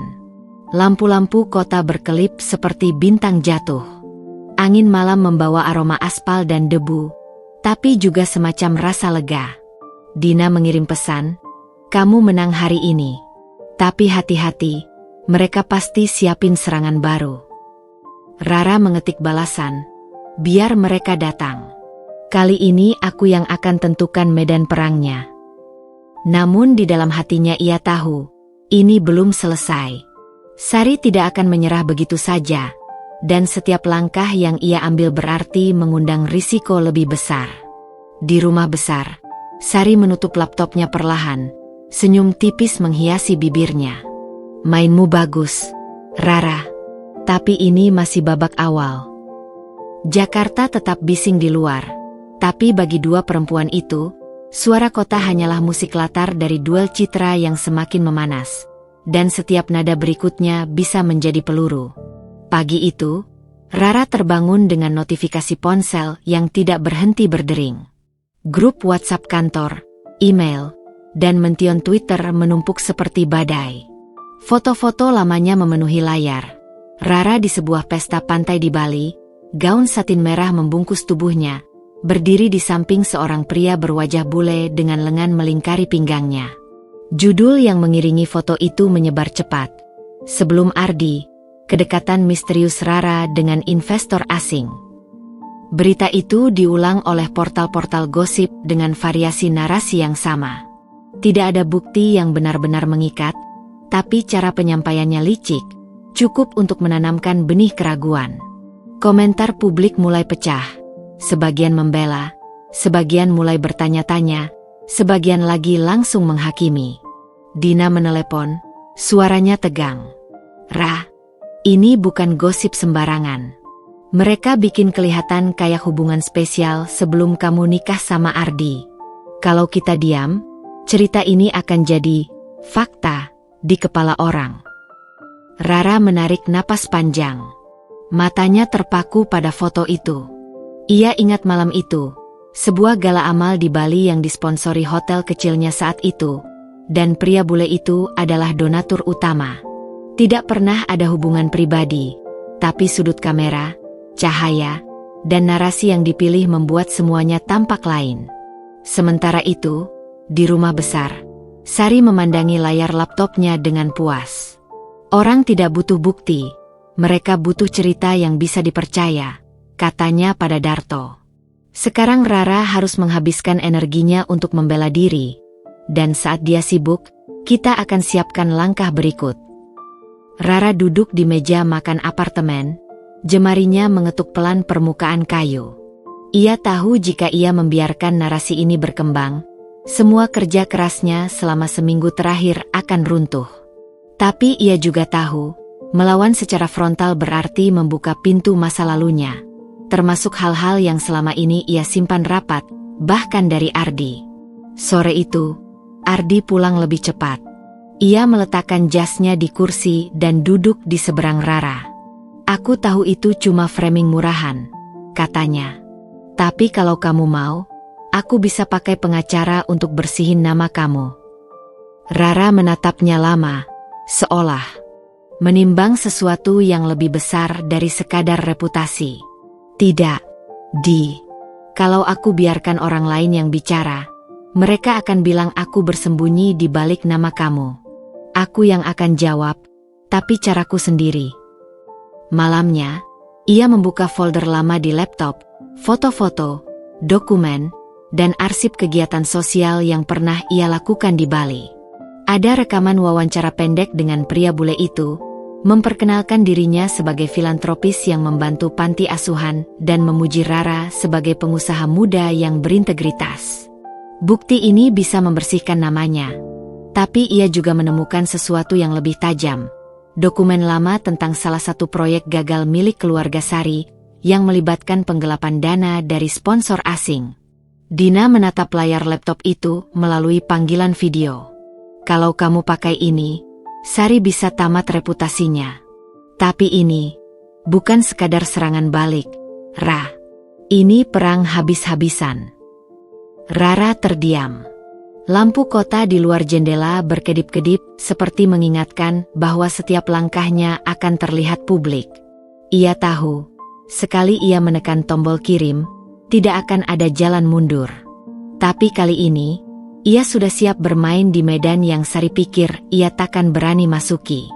Sari menutup tirai kamarnya malam itu dengan perasaan puas. Tak tahu bahwa bidak di papan sudah mulai bergerak melawannya. Jakarta tetap bising. Tapi di balik kebisingan itu, duel antara dua perempuan ini baru saja berubah bentuk. Dari perang citra menjadi pertempuran yang bisa menghancurkan salah satunya sepenuhnya. Pagi itu, udara Jakarta terasa lebih berat dari biasanya. Bukan karena polusi, tapi karena tensi yang merayap di layar ponsel jutaan orang. Pukul 8.05, sebuah akun gosip besar mengunggah video singkat Rara di panggung seminar minggu lalu. Tapi kali ini dipotong dan diberi teks sensasional. Wanita yang katanya mandiri ini punya masa lalu penuh kontroversi. 3 menit kemudian, foto-foto dari pesta Bali kembali diposting oleh akun-akun bayangan, kali ini dengan narasi lebih tajam. Inikah cara Rara mendapat modal pertama? Kedekatan dengan investor asing. Dina sudah menunggunya di meja makan apartemen dengan laptop terbuka. Mereka nembak lebih keras pagi ini.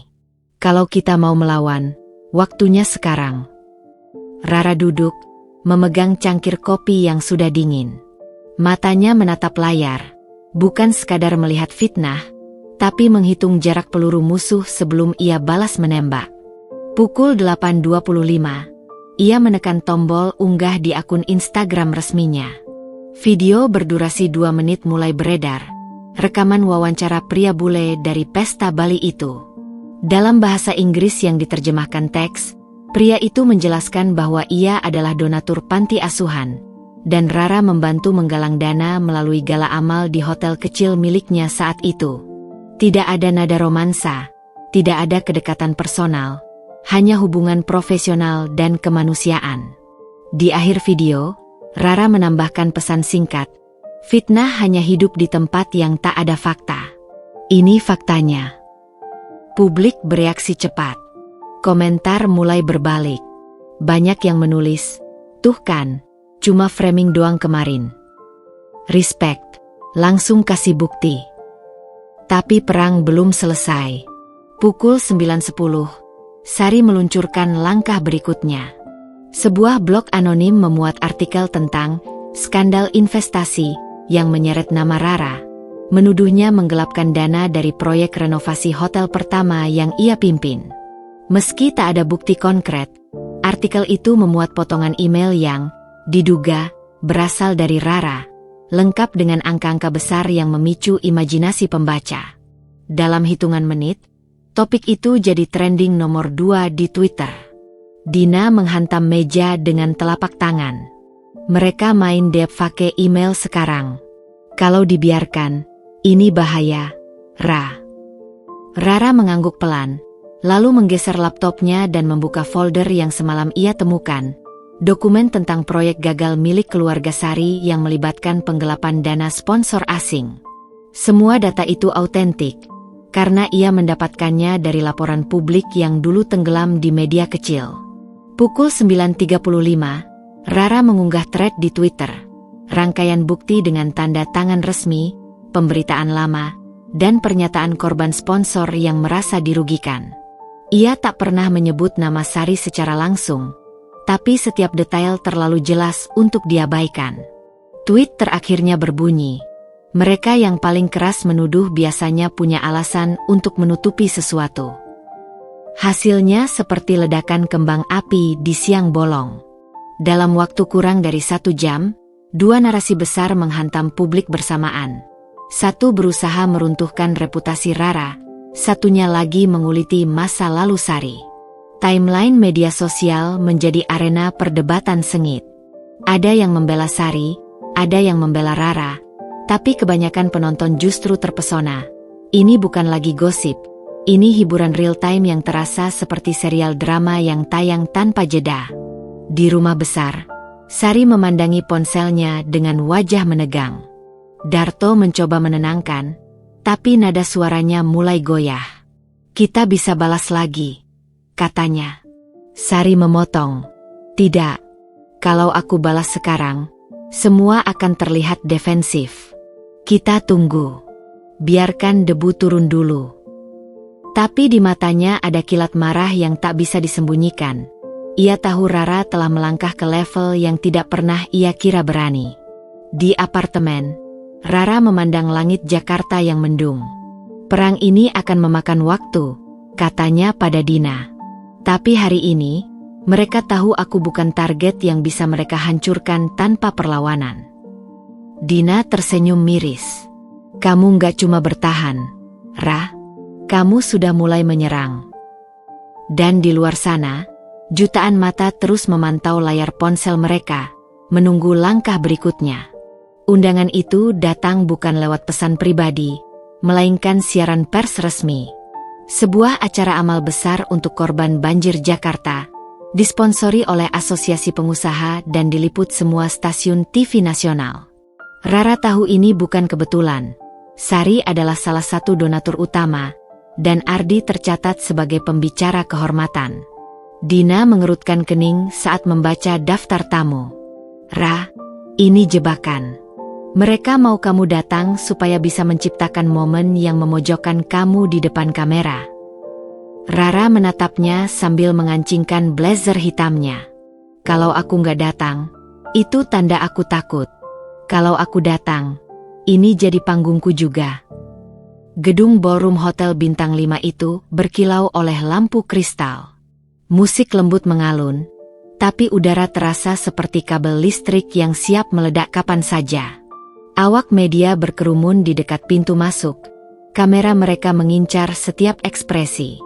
Ardi tiba lebih dulu, mengenakan setelan abu-abu gelap.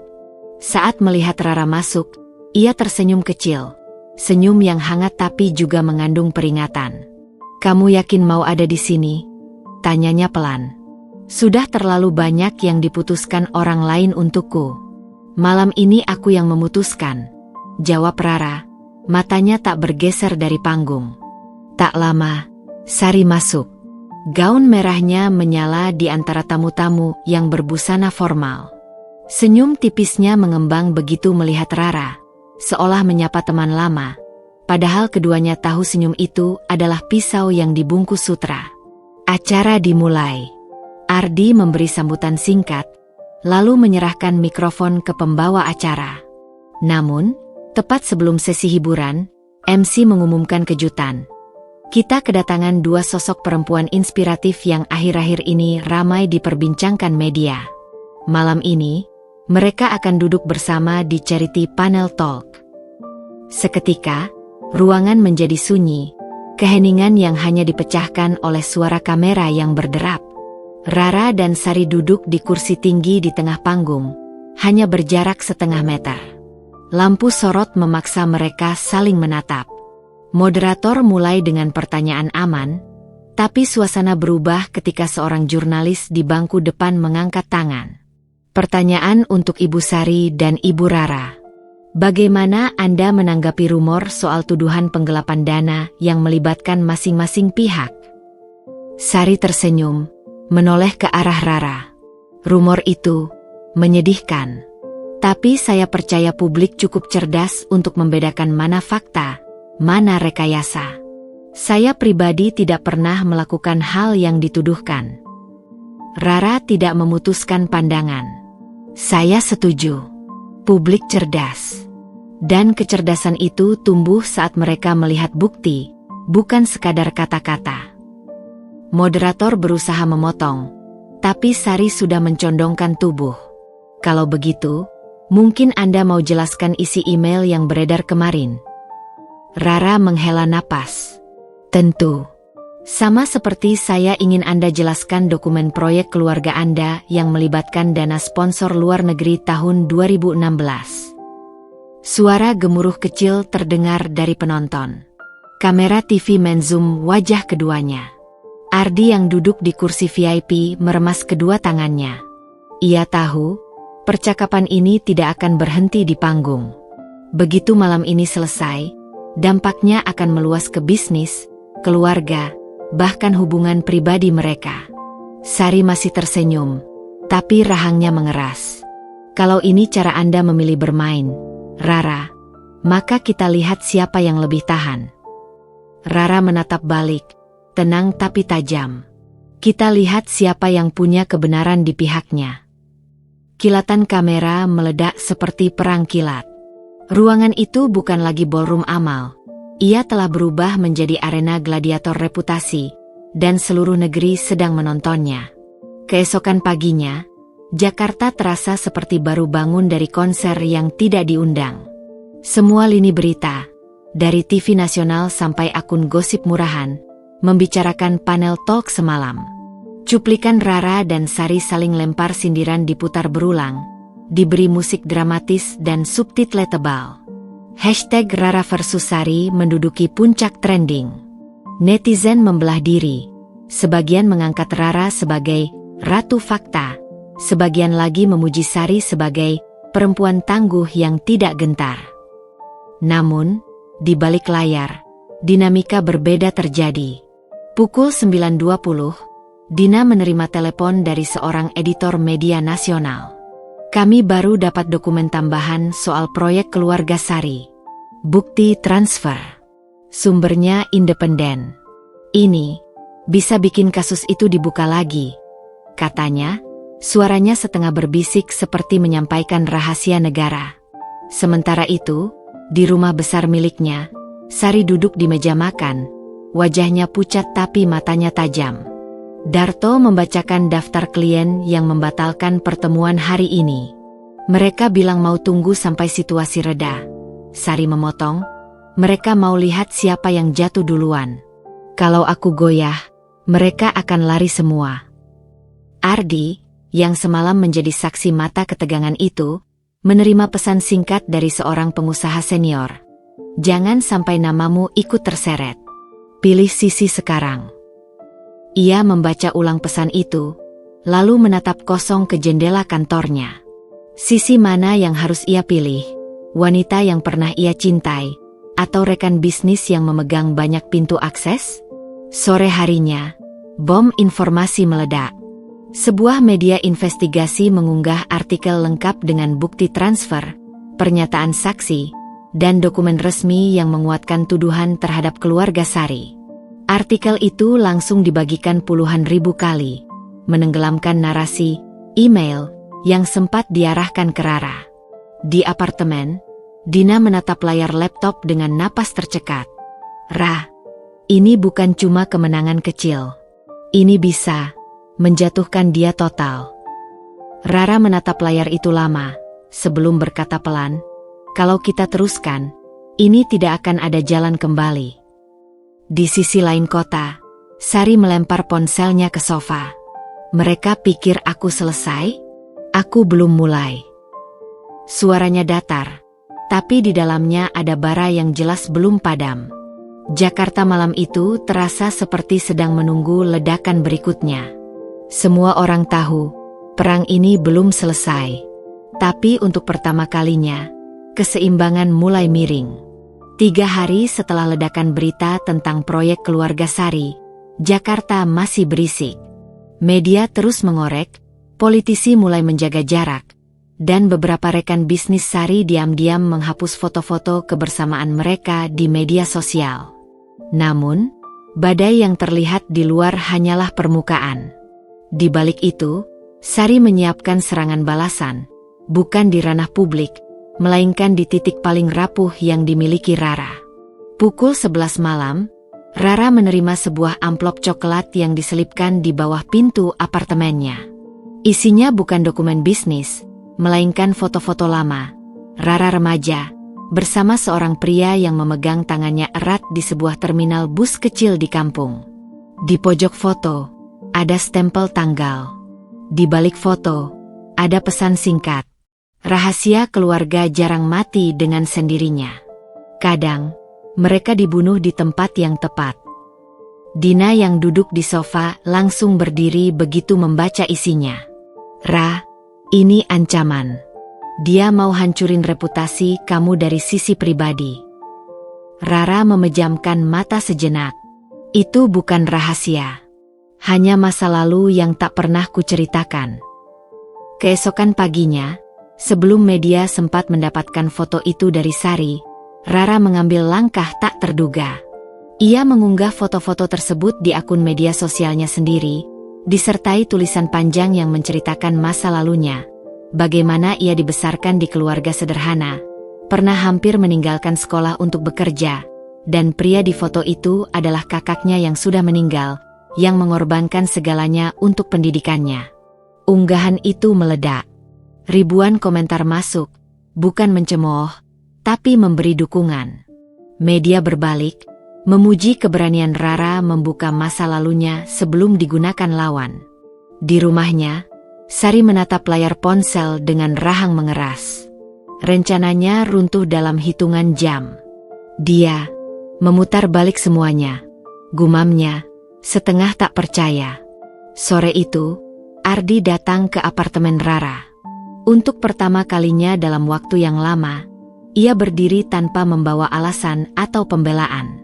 "Aku sudah memutuskan," katanya. "Aku nggak mau lagi main di kubu yang melawanmu." Rara tersenyum kecil.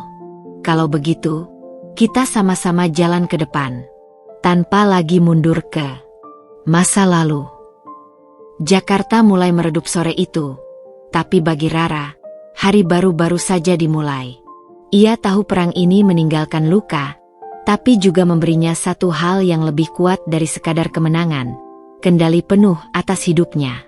Dan di luar sana, Sari duduk sendirian di meja makan panjangnya, menatap kosong ke kursi-kursi yang dulu selalu penuh. Ia baru sadar, pertarungan terbesar bukan melawan Rara di panggung atau di media, tapi melawan kejatuhan yang pelan-pelan menggerogoti dirinya dari dalam. Perang sudah berakhir, tapi bekasnya akan tetap tinggal, mengingatkan semua orang bahwa di dunia ini, kekuatan sejati bukan hanya soal bertahan, tapi juga tahu kapan harus melepaskan.